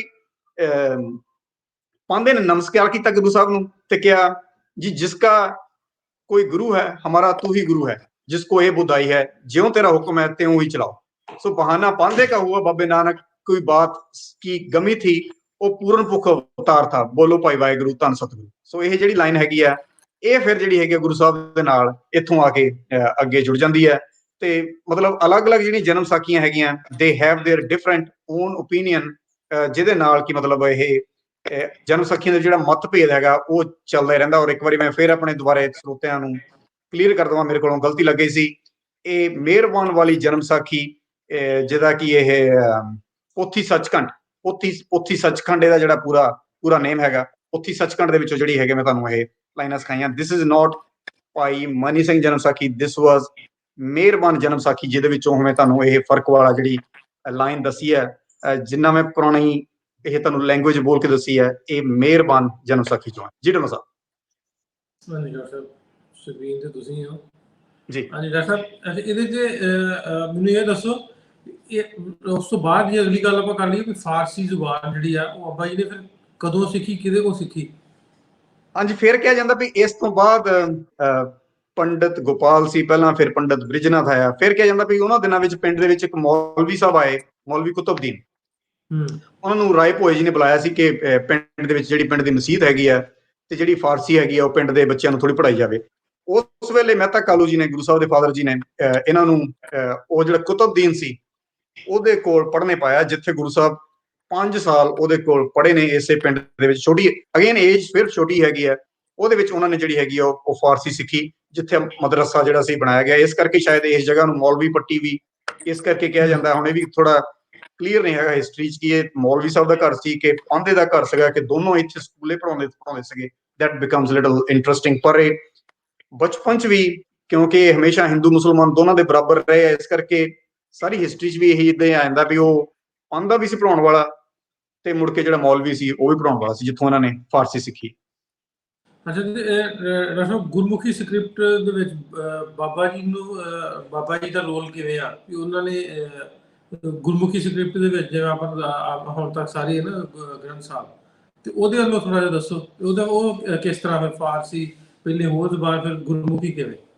ਜੀ, ਗੁਰਮੁਖੀ ਤੋਂ ਪਹਿਲਾਂ ਮੈਂ ਇੱਕ ਲਾਈਨ ਹੋਰ, ਕਿਉਂਕਿ ਆਪਾਂ ਫਾਰਸੀ ਤੇ ਤੁਹਾਡਾ ਪੁਆਇੰਟ ਸੀਗਾ, ਉਹ 'ਚ ਮੈਂ ਐਡ ਕਰ ਦਵਾਂ ਕਿ ਜਿਹੜਾ ਮੈਕਸ ਮਿਕੋਲਫ ਦੀ ਇੱਕ ਕਿਤਾਬ ਹੈਗੀ ਹੈ, ਬੜੀ ਬਹੁਤ ਮਸ਼ਹੂਰ ਕਿਤਾਬ ਹੈ ਸਿੱਖ ਰਿਲੀਜਨ ਬਾਰੇ, ਉਹਦੇ ਵਿੱਚ ਉਹ ਲਿਖਦੇ ਆ ਵੀ ਜਿਹੜਾ ਸਕੂਲੇ ਫਾਰਸੀ ਪੜਾਉਣ ਵਾਲਾ ਟੀਚਰ ਸੀ, ਉਹਦਾ ਨਾਮ ਉਹ ਰੁਕਨਦੀਨ ਲਿਖਦੇ ਆ। ਪਰ ਮੈਂ ਬੁੱਕ ਦੇ ਪਿੱਛੇ ਜਾ ਕੇ ਦੇਖਿਆ, ਐਂਡ ਨੋਟਸ ਲੱਭੇ, ਰੁਕਨਦੀਨ ਨਾਮ ਦਾ ਮੈਨੂੰ ਕੋਈ ਟੀਚਰ ਨਹੀਂ ਮਿਲਿਆ। ਰੁਕਨਦੀਨ ਦਾ ਜ਼ਿਕਰ ਤੇ ਜਦੋਂ ਗੁਰੂ ਸਾਹਿਬ ਮੱਕਾ ਮਦੀਨਾ ਗਏ ਆ ਉਸ ਸਾਖੀ ਦੇ ਨਾਲ ਜੁੜਦਾ ਹੈ, ਜਾਂ ਮੁਲਤਾਨ ਦੇ ਨਾਲ ਜੁੜਦਾ ਹੈ। ਅਦਰਵਾਈਜ਼ ਮੈਨੂੰ ਪਤਾ ਨਹੀਂ ਕਿ ਮੈਕਸ ਮਿਕੋਲਫ ਨੇ ਇਹ ਫਾਰਸੀ ਟੀਚਰ ਦਾ ਨਾਮ ਰੁਕਨਦੀਨ ਕਿੱਥੋਂ ਲਿਆ। ਦੂਜੇ ਟੀਚਰ ਦਾ ਤੁਸੀਂ ਉਹਨੇ ਨਾਮ ਦੱਸਿਆ ਸੀ, ਜਿਹੜੇ ਮਦਰਸੇ ਨਾਲ? ਜਿਹੜਾ ਅਸਲੀ ਨਾਮ ਸੀ ਮਦਰਸਾ ਤਾਂ ਇਹੀ ਹੈ, ਕੁਤਬਦੀਨ ਦਾ ਨਾਮ ਜਿਹੜਾ ਹੈਗਾ ਸਾਖੀਆਂ 'ਚ ਸਾਨੂੰ ਮਿਲ ਜਾਂਦਾ ਹੈ। ਪਰ ਕਿਉਂਕਿ ਮੈਕਸ ਮਿਕੋਲਫ ਨੇ ਵੀ ਬਹੁਤ ਸਿੱਖ ਰਿਲੀਜਨ ਦੇ ਉੱਤੇ ਸਟੱਡੀ ਕੀਤੀ ਹੈ, ਆਥੈਂਟਿਕ ਨਾਮ ਹੈ, ਬਹੁਤ ਵੱਡਾ ਨਾਮ ਹੈ। ਉਹਨਾਂ ਨੇ ਕਿਹੜੇ ਸੋਰਸ ਤੋਂ ਇਹ ਜਿਹੜਾ ਦੂਜਾ ਨਾਮ ਰੁਕਨਦੀਨ ਨਾਮ ਲਿਆ, ਉਹ ਮੈਂ ਨਹੀਂ ਲੱਭ ਸਕਿਆ। ਮੈਂ ਕੋਸ਼ਿਸ਼ ਬਹੁਤ ਕੀਤੀ ਹੈ, ਪਰ ਉਹਨਾਂ ਨੇ ਪਿੱਛੇ ਸਾਈਟੇਸ਼ਨ ਦੇਣੀ ਉਹ ਮਿਸ ਕਰ ਗਏ, ਇਸ ਕਰਕੇ ਆਪਾਂ ਉਹਨੂੰ ਆਥੈਂਟਿਕ ਨਹੀਂ ਸਮਝ ਸਕਦੇ। ਜਿੰਨਾ ਚਿਰ ਆਪਾਂ ਉਹਨੂੰ ਕਿਸੇ ਪੁਰਾਤਨ ਕਿਤਾਬ ਚੋਂ, ਪੁਰਾਣੀ ਜਨਮ ਸਾਖੀ ਚੋਂ ਜਾਂ ਪੁਰਾਣੇ ਲਿਟਰੇਚਰ ਚੋਂ ਕੋਈ ਪੇਜ ਨੰਬਰ ਸਾਈਟੇਸ਼ਨ ਨਹੀਂ ਲੱਭਦੀ, ਕਿੰਨਾ ਵੱਡਾ ਵੀ ਆਥਰ ਹੋਵੇ, ਭਾਵੇਂ ਮੈਕਸ ਮਿਕੋਲਫ ਹੋਵੇ, ਆਪਾਂ ਉਹਨੂੰ ਸਹੀ ਨਹੀਂ ਠਹਿਰਾ ਸਕਦੇ, ਕਿਉਂਕਿ ਸਾਡੇ ਕੋਲ page number from some primary source ਨਹੀਂ ਹੈਗਾ। ਹੁਣ ਇੱਥੇ ਮੈਂ ਇੱਕ ਨਾਲ ਹੋਰ ਕਰ ਦਵਾਂ ਭਈ, ਇਹ ਵੀ ਕਿਹਾ ਜਾਂਦਾ ਕਿ ਗੁਰੂ ਸਾਹਿਬ ਨੇ ਫਾਰਸੀ ਦੇ ਵਿੱਚ ਵੀ ਇਹ ਜਿਹੜੀ ਸੀ ਇਦਾਂ ਪੱਟੀ ਲਿਖੀ ਸੀਗੀ, ਜਿੱਦਾਂ ਅਲਫਾਬੈਟ ਦੇ ਨਾਲ, ਊੜਾ ਐੜਾ, ਮਤਲਬ ਜਿੱਦਾਂ ਇਹ ਫਾਰਸੀ ਦੇ ਅਲਫਾਜ਼ ਹੁੰਦੇ, ਮੈਨੂੰ ਪਤਾ ਨਹੀਂ ਹੈਗੇ, ਉਹਨਾਂ ਦੀ ਵੀ ਬਣਾਈ ਸੀ। ਪਰ ਕਿਹਾ ਜਾਂਦਾ ਕਿ ਪੰਜਵੇਂ ਪਾਤਸ਼ਾਹੀ ਨੇ ਜਿਹੜੀ ਸੀ ਉਹ ਜਿਹੜੀ ਸੀ ਐਡ ਨਹੀਂ ਕੀਤੀ ਸੀ, ਕਿਉਂਕਿ ਉਹ ਸ਼ੋਰ ਨਹੀਂ ਸੀ ਵੀ ਇਹ ਪਹਿਲੇ ਪਾਤਸ਼ਾਹੀ ਦੀ ਬਾਣੀ ਹੈ ਕਿ ਨਹੀਂ ਹੈ। ਇਹ ਸਰਦਾਰ ਤਰਲੋਚਨ ਸਿੰਘ ਦੀ ਕਿਤਾਬ ਹੈ, ਜਿਹਦੇ 'ਚ ਉਹਨਾਂ ਨੇ ਇਹ ਜਿਹੜੀ ਐਕਸਪਲੇਨੇਸ਼ਨ ਦਿੱਤੀ ਹੈ ਕਿ ਸ਼ਾਇਦ ਇਹਦੀ ਕਲੈਰੀਫਿਕੇਸ਼ਨ ਨਹੀਂ ਸੀ ਹੋ ਰਹੀ ਜਦੋਂ ਤੱਕ ਬਾਣੀ ਜਿਹੜੀ ਸੀਗੀ ਲਿਖਤ ਰੂਪ ਦੇ ਵਿੱਚ ਪੰਜਵੇਂ ਪਾਤਸ਼ਾਹ ਤੱਕ ਪਹੁੰਚੀ ਹੈ, ਵੀ ਕੀ ਇਹ ਜਿਹੜੀ ਫਾਰਸੀ ਵਾਲੀ ਇਦਾਂ ਬਣਾਈ ਗਈ ਹੈ ਪੱਟੀ, ਕਿ ਇਹ ਵੀ ਗੁਰੂ ਨਾਨਕ ਦੇਵ ਜੀ ਪਾਤਸ਼ਾਹ ਦੀ ਹੀ ਲਿਖਤ ਹੈ ਕਿ ਨਹੀਂ, ਕਿਉਂਕਿ ਸ਼ੋਰਟੀ ਨਹੀਂ ਹੋਣ ਕਰਕੇ ਫਿਰ ਉਹਨੂੰ ਗੁਰੂ ਗ੍ਰੰਥ ਸਾਹਿਬ ਦੇ ਵਿੱਚ ਜਿਹੜਾ ਸੀ ਅੰਕਿਤ ਨਹੀਂ ਕੀਤਾ ਗਿਆ। ਹੁਣ ਗੁਰਮੁਖੀ ਲੈਂਗੁਏਜ ਵਾਲਾ ਤੁਹਾਡਾ ਕੁਐਸਚਨ ਬਹੁਤ ਇੰਟਰਸਟਿੰਗ ਹੈ। ਆਪਣਾ ਇਹ ਜਿਹੜਾ ਅੱਜ ਦੇ ਟੌਪਿਕ ਦਾ, ਅੱਜ ਦੇ ਚੈਪਟਰ ਦਾ ਇਹ ਲਾਸਟ ਪਾਰਟ ਹੈ। ਜਿਹੜੀ ਇਹ ਹੁਣ ਜਿਹੜੇ ਸਕੂਲੇ ਗੁਰੂ ਸਾਹਿਬ ਨੇ ਪੱਟੀ ਲਿਖੀ ਹੈ ਜਾਂ ਬਚਪਨ 'ਚ ਪੱਟੀ ਲਿਖੀ ਹੈ, ਜਿਹੜੇ 35 ਸਟੈਂਜੇ ਹੈਗੇ, ਇਹਦੇ 35 ਪੌੜੀਆਂ ਹੈਗੀਆਂ, ਇਹ ਕਹਿੰਦੇ ਆ ਵੀ ਇਹ ਜਿਹੜੀ ਮੁੜ ਕੇ ਹੈਗੀ ਹੈ ਗੁਰਮੁਖੀ ਸਕ੍ਰਿਪਟ ਦੀ ਜਿਹੜੀ ਹੈਗੀ ਹੈ ਬੇਸ ਫਾਊਂਡੇਸ਼ਨ ਬਣੀ ਹੈ, ਕਿਉਂਕਿ ਇਹਨਾਂ ਦੇ ਵਿੱਚੋਂ ਇਹਨਾਂ ਨੇ ਅੱਖਰ ਲੈ ਕੇ ਜਿਹੜੀ ਹੈ ਇਹ ਪੱਟੀ ਲਿਖੀ ਹੈ, ਊੜਾ ਐੜਾ ਸੱਸਾ, ਇਦਾਂ ਜਿਹੜੇ ਇਹ ਅੱਖਰ ਆ। ਇਸ ਕਰਕੇ ਜਿਹੜੀ ਗੁਰਮੁਖੀ ਸਕ੍ਰਿਪਟ ਹੈਗੀ ਆ, ਇਹਨੂੰ ਬਣਾਉਣ ਦੇ ਵਿੱਚ ਗੁਰੂ ਨਾਨਕ ਦੇਵ ਜੀ ਪਾਤਸ਼ਾਹ ਦਾ ਬਹੁਤ ਅਹਿਮ ਔਰ ਮੇਨ ਰੋਲ ਜਿਹੜਾ ਉਹ ਮੰਨਿਆ ਜਾਂਦਾ। ਸੋ ਇਹ ਵੀ ਕਿਹਾ ਜਾਂਦਾ ਵੀ ਇਸ ਬਣਾਉਣ ਦੇ ਨਾਲ ਉਹਨਾਂ ਨੇ ਜਿਹੜੇ ਆਮ ਲੋਕੀ ਸੀਗੀ ਉਹਨਾਂ ਨੂੰ ਰੱਬ ਦੇ ਨਾਲ ਜੋੜਨ ਦੇ ਵਿੱਚ ਬਹੁਤ ਹੈਲਪ ਕੀਤੀ, ਕਿਉਂਕਿ ਇਸ ਤੋਂ ਪਹਿਲਾਂ ਜਿਹੜੇ ਆਪਣੇ ਇਲਾਕੇ ਦੇ ਵਿੱਚ ਪੁਰਾਣੇ ਹਿੰਦੂ ਪ੍ਰੀਸਟ ਸੀਗੇ, ਉਹਨਾਂ ਦੀ ਜਿਹੜੀ ਲੈਂਗੁਏਜ ਆਫ ਰਿਲੀਜੀਅਸ ਇੰਸਟਰਕਸ਼ਨ ਸੀ ਉਹ ਸੰਸਕ੍ਰਿਤ ਹੁੰਦੀ ਸੀ, ਜਿਹੜੇ ਕਿ ਸਿਰਫ ਹਾਈ ਅਪਰ ਦਰਜੇ ਦੇ ਜਿੱਦਾਂ ਬ੍ਰਾਹਮਣ ਲੋਕ ਉਹੀ ਪੜ੍ਹ ਸਕਦੇ ਸੀ, ਆਮ ਲੋਕਾਂ ਦੀ ਸਮਝ ਆਉਂਦੀ ਨਹੀਂ ਸੀ, ਆਮ ਲੋਕੀ ਪੰਜਾਬੀ ਬੋਲਦੇ ਸੀ। ਇਸ ਕਰਕੇ ਆਮ ਲੋਕਾਂ ਨੂੰ ਇਹ ਫੀਲਿੰਗ ਦੇਣ ਦੇ ਲਈ ਵੀ ਠੀਕ ਹੈ, ਤੁਸੀਂ ਵੀ ਜਿਹੜੀ ਰੱਬ ਦੀ ਬਾਣੀ ਹੈਗੀ ਉਹ ਪੜ੍ਹ ਸਕਦੇ ਹੋ, ਤੁਸੀਂ ਵੀ ਉਹਦਾ ਮਤਲਬ ਸਮਝ ਸਕਦੇ ਹੋ। ਇਸ ਕਰਕੇ ਗੁਰੂ ਸਾਹਿਬ ਨੇ, ਗੁਰੂ ਨਾਨਕ ਦੇਵ ਜੀ ਪਾਤਸ਼ਾਹ ਨੇ ਕਿਹਾ ਜਾਂਦਾ ਕਿ ਗੁਰਮੁਖੀ ਜਿਹੜੀ ਸਕ੍ਰਿਪਟ ਹੈ ਉਹਦੀ ਡਿਸਕਵਰੀ ਕੀਤੀ, ਇਨਵੈਂਸ਼ਨ ਕੀਤੀ ਜਾਂ ਬਣਾਉਣ ਦੇ ਵਿੱਚ ਹੈਲਪ ਕੀਤੀ, ਤਾਂ ਕਿ ਆਮ ਲੋਕਾਂ ਤੱਕ ਜਿਹੜੀ ਸੀਗੀ ਇਹ ਗੱਲ ਜਿਹੜੀ ਉਹ ਪਹੁੰਚ ਸਕੇ, ਰੱਬ ਦਾ ਜਿਹੜਾ ਨਾਮ ਹੈ ਉਹ ਆਮ ਲੋਕਾਂ ਤੱਕ ਪਹੁੰਚ ਸਕੇ। ਅੱਛਾ, ਤੁਹਾਡਾ ਇਹਦਾ ਇਹ ਸਟੇਟਮੈਂਟ ਦਾ ਤੁਸੀਂ ਰੈਫਰੈਂਸ ਕਿੱਥੋਂ, ਕਿਹੜੀ ਬੁੱਕ ਦਾ ਯੂਜ਼ ਕੀਤਾ, ਕਿਵੇਂ ਕਨਫਰਮ ਕਰਦੇ? ਇਹ ਹੈ ਜੀ ਕਿਤਾਬ ਗੋਕੁਲ ਚੰਦ ਨਿਰੰਗ ਦੀ ਕਿਤਾਬ ਹੈ, ਟ੍ਰਾਂਸਫਰਮੇਸ਼ਨ ਆਫ ਸਿੱਖਿਜ਼ਮ, 1912 ਚ ਕਿਤਾਬ ਛਪੀ ਹੈ। ਉਹ ਚੋਂ ਲਿਖਦੇ ਆ ਵੀ no more crushing blow to the predominance of Brahmins could be devised than the invention of Gurmukhi language, and then the very name of the new script reminds those that their duty towards Guru and constantly kept alive in the consciousness that they were something distinct from the common mass of Hinduism. ਮਤਲਬ ਜਿਹੜੇ ਆਮ ਬਾਕੀ ਜਿਹੜੀ general Hindu ਜਿਹੜੀ community ਹੈਗੀ ਆ ਉਹਦੇ ਨਾਲੋਂ ਫਰਕ ਉਹਨਾਂ ਨੂੰ ਲੱਗਣ ਲੱਗਾ ਜਦੋਂ ਉਹ ਗੁਰਮੁਖੀ ਦੇ ਵਿੱਚ ਪੜ੍ਹਨ ਲੱਗੇ, ਕਿਉਂਕਿ ਜਿਹੜੇ ਗੁਰਮੁਖੀ ਜਿਹੜਾ ਗੁਰੂ ਦੇ ਨਾਂ ਤੋਂ ਮੁਖ ਤੋਂ ਨਿਕਲੀ ਹੋਈ ਚੀਜ਼ ਹੈ, ਇਸ ਅੱਖਰ ਦਾ ਹੀ ਮਤਲਬ ਇਦਾਂ ਦਾ ਸੀ, ਤੇ ਇਹ ਨਾਲ ਜਿਹੜੇ ਉੱਪਰਲੇ ਦਰਜੇ ਜਿਹੜੇ ਬ੍ਰਾਹਮਣਵਾਦ ਸੀਗਾ ਉਹਨੂੰ ਭਾਰੀ ਸੱਟ ਲੱਗੀ, ਕਿਉਂਕਿ ਹੁਣ ਆਮ ਲੋਕੀ ਸੀ ਜਿਹੜੇ ਉਹ ਵੀ ਆਪਣੇ ਆਪ ਨੂੰ ਇਸ ਕਾਬਲ ਸਮਝਣ ਲੱਗ ਪਏ ਵੀ ਅਸੀਂ ਰੱਬ ਦੀ ਜਿਹੜੀ ਗੱਲ ਹੈਗੀ ਉਹ ਸੁਣ ਸਕਦੇ ਹਾਂ, ਸਮਝ ਸਕਦੇ ਹਾਂ, ਉਹਨੂੰ ਜਪ ਸਕਦੇ ਹਾਂ। ਨਹੀਂ ਤਾਂ ਸੁਸਾਇਟੀ ਦੇ ਵਿੱਚ ਬਹੁਤ ਲਿਮਿਟਡ ਲੋਕ ਹੁੰਦੇ ਸੀਗੇ, ਫੈਮਿਲੀਜ਼ ਦੇ ਬਹੁਤ ਜਿਹੜੇ ਕਹਿ ਲਓ ਵੀ ਪੜ੍ਹੇ ਲਿਖੇ ਟੌਪ ਕਲਾਸ ਬ੍ਰਾਹਮਣ, ਉਹਨਾਂ ਨੂੰ ਇਹ ਜਿਹੜਾ ਬਹੁਤ ਸੈਂਚਰੀਜ਼ ਤੋਂ ਇਹ ਜਿਹੜਾ ਸੀ ਰਾਈਟ ਹਾਸਲ ਸੀ। ਜਿਹੜੇ ਆਮ ਥੱਲੇ ਵਾਲੇ ਲੋਕੀ ਸੀ, ਕਿਉਂਕਿ ਨਾ ਸੰਸਕ੍ਰਿਤ ਜਾਣਨ, ਨਾ ਉਹ ਆਪਣੇ ਆਪ ਨੂੰ ਇਹ ਫੀਲ ਕਰ ਸਕਣ ਵੀ ਰੱਬ ਉਹਨਾਂ ਦੀ ਗੱਲ ਸੁਣਦਾ ਹੈ। ਸੋ ਦਿਸ ਜਿਹੜਾ ਕੋਟ ਮੈਂ ਤੁਹਾਨੂੰ ਦੱਸਿਆ ਹੈ, this is from Gokul Chand Narang's book transformation of Sikhism. ਇਹ 1912 ਦੀ ਕਿਤਾਬ ਲਿਖੀ ਹੋਈ ਜੀ ਢਿੱਲੋਂ ਸਾਹਿਬ, ਅੱਜ ਤੋਂ ਅਬਾਊਟ 108 ਸਾਲ ਪਹਿਲਾਂ। ਵੀ ਇਹ ਨਵੀਂ ਐਡੀ ਪੁਰਾਣੀ ਨਹੀਂ। ਹਾਂਜੀ, ਮਤਲਬ ਬਹੁਤ ਪੁਰਾਣੀਆਂ ਚੋਂ ਨਹੀਂ ਹੈਗੀ ਇਹ, ਆਪਣੇ ਮੁਤਾਬਕ ਨਵੀਂ ਮੇਰੇ ਲਈ ਤਾਂ ਮਤਲਬ still I could not find in the very old one, but this is the oldest one ਜਿਹਦੇ ਵਿੱਚ ਮੈਂ ਇਹ ਲੱਭ ਸਕਿਆ ਭਈ ਜਿਹੜੀ ਗੁਰਮੁਖੀ ਲੈਂਗੁਏਜ ਦਾ ਸਮਾਜ ਤੇ ਕੀ ਪ੍ਰਭਾਵ ਪਿਆ। ਸੋ ਮੈਨੂੰ ਤੁਹਾਡਾ ਕੁਐਸਚਨ ਇਹ ਲੱਗਿਆ ਸੀ ਕਿ ਮਤਲਬ ਗੁਰਮੁਖੀ ਲੈਂਗੁਏਜ ਦਾ ਜਨਤਾ ਦੇ ਉੱਤੇ ਕਿੱਦਾਂ ਸੋਸਾਇਟੀ ਤੇ ਕੀ ਇੰਪੈਕਟ ਪਿਆ। So I quoted from that particular book ਜੀ। ਅੱਛਾ, ਦੂਸਰਾ ਮੈਂ ਵਿੱਚ ਹੋਰ ਇੱਕ ਗੱਲ ਦੱਸਾਂ ਤੁਹਾਨੂੰ, ਮੈਨੂੰ ਇੱਕ ਹੋਰ ਦੋਸਤ ਦਾ ਮੈਸੇਜ ਆਇਆ ਸੀ, ਜਿਹੜੀ ਮਿਹਰਬਾਨ ਸੋਢੀ ਵਾਲੀ ਜਿਹੜੀ ਉਹਨਾਂ ਦੀ ਦੱਸਦੇ ਸੋ ਉਹਨਾਂ ਜਿਹੜਾ ਗ੍ਰੰਥ ਬਣਾਇਆ ਸੀ, ਜਿਹੜੀ ਕਿਤਾਬ ਸੀ ਉਹ ਵੀ ਆਂਦੇ ਮੈਂ ਪੜ੍ਹੀ ਹੈ, ਮੇਰੇ ਕੋਲ ਮੌਜੂਦ ਹੈ, ਜੇ ਪੜ੍ਹਨੀ ਹੋਵੇ ਤੁਹਾਨੂੰ ਉਹਦਾ ਬੰਦੇ ਦਾ ਕੰਟੈਕਟ ਦੇ ਦਾਂਗਾ। ਜੀ ਬਿਲਕੁਲ ਜੀ, ਮੇਰੇ ਕੋਲ ਹੈ ਜੀ ਕਿਤਾਬ ਜੀ, ਮੇਰੇ ਕੋਲ ਸਾਰੀ ਜਨਮ ਸਾਖੀਆਂ ਪੁਰਾਤਨ ਮੇਰੇ ਕੋਲ ਹੈਗੀਆਂ, ਪਰ ਕਈ ਵਾਰੀ ਇਹਨਾਂ ਦੇ ਨਾ ਅਲੱਗ-ਅਲੱਗ ਵਰਜ਼ਨਸ ਹੁੰਦੇ ਆ। ਸੋ ਪਲੀਜ਼ ਮੇਰਾ ਉਹਨਾਂ ਨਾਲ ਜ਼ਰੂਰ ਕੰਟੈਕਟ ਕਰਾਇਓ, I would like to learn more about it. Thank you. ਅੱਛਾ ਡਾਕਟਰ ਸਾਹਿਬ, ਕਿਸੇ ਹੋਰ ਲੈਂਗੁਏਜ ਦੀ ਕਿਤਾਬ ਵਿੱਚ ਵੀ ਲਿਖਿਆ ਕਿ ਗੁਰੂ ਬਾਬਾ ਜੀ ਨੇ ਗੁਰਮੁਖੀ ਸਕ੍ਰਿਪਟ ਬਣਾਈ?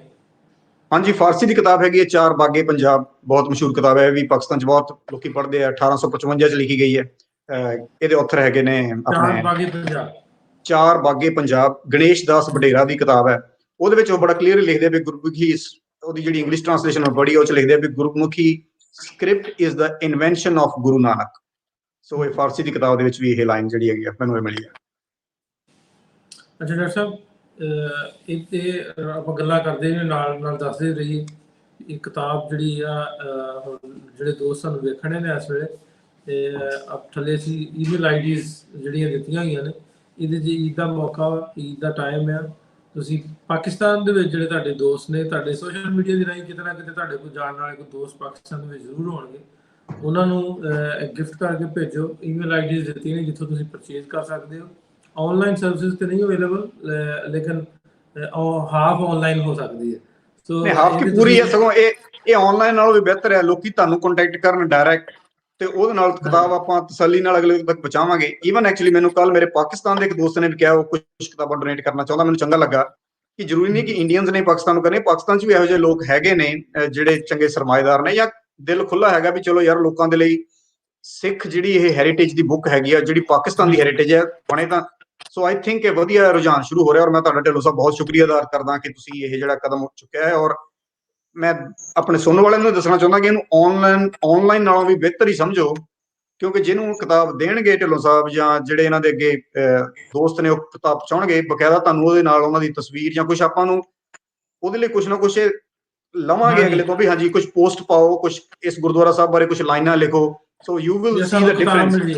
ਕਿਤਾਬ ਮਿਲੀ ਹੈ ਜੀ, ਸੋ ਮਤਲਬ ਕੁਝ ਨਾ ਕੁਝ। ਫਿਰ ਇੱਕ ਰਿਕੁਐਸਟ ਹੈ ਮੈਨੂੰ, ਹੋਰ ਬਹੁਤ ਸਾਰੀਆਂ ਡਾਕਟਰ ਸਾਹਿਬ 5 ਇੱਕ ਹੋਰ ਦੋਸਤ ਨੇ ਰੱਖੀਆਂ ਸੀ ਕਿ ਅਸੀਂ ਦੇਣਾ ਚਾਹੁੰਦੇ ਹਾਂ ਇੰਡੀਆ ਤੋਂ।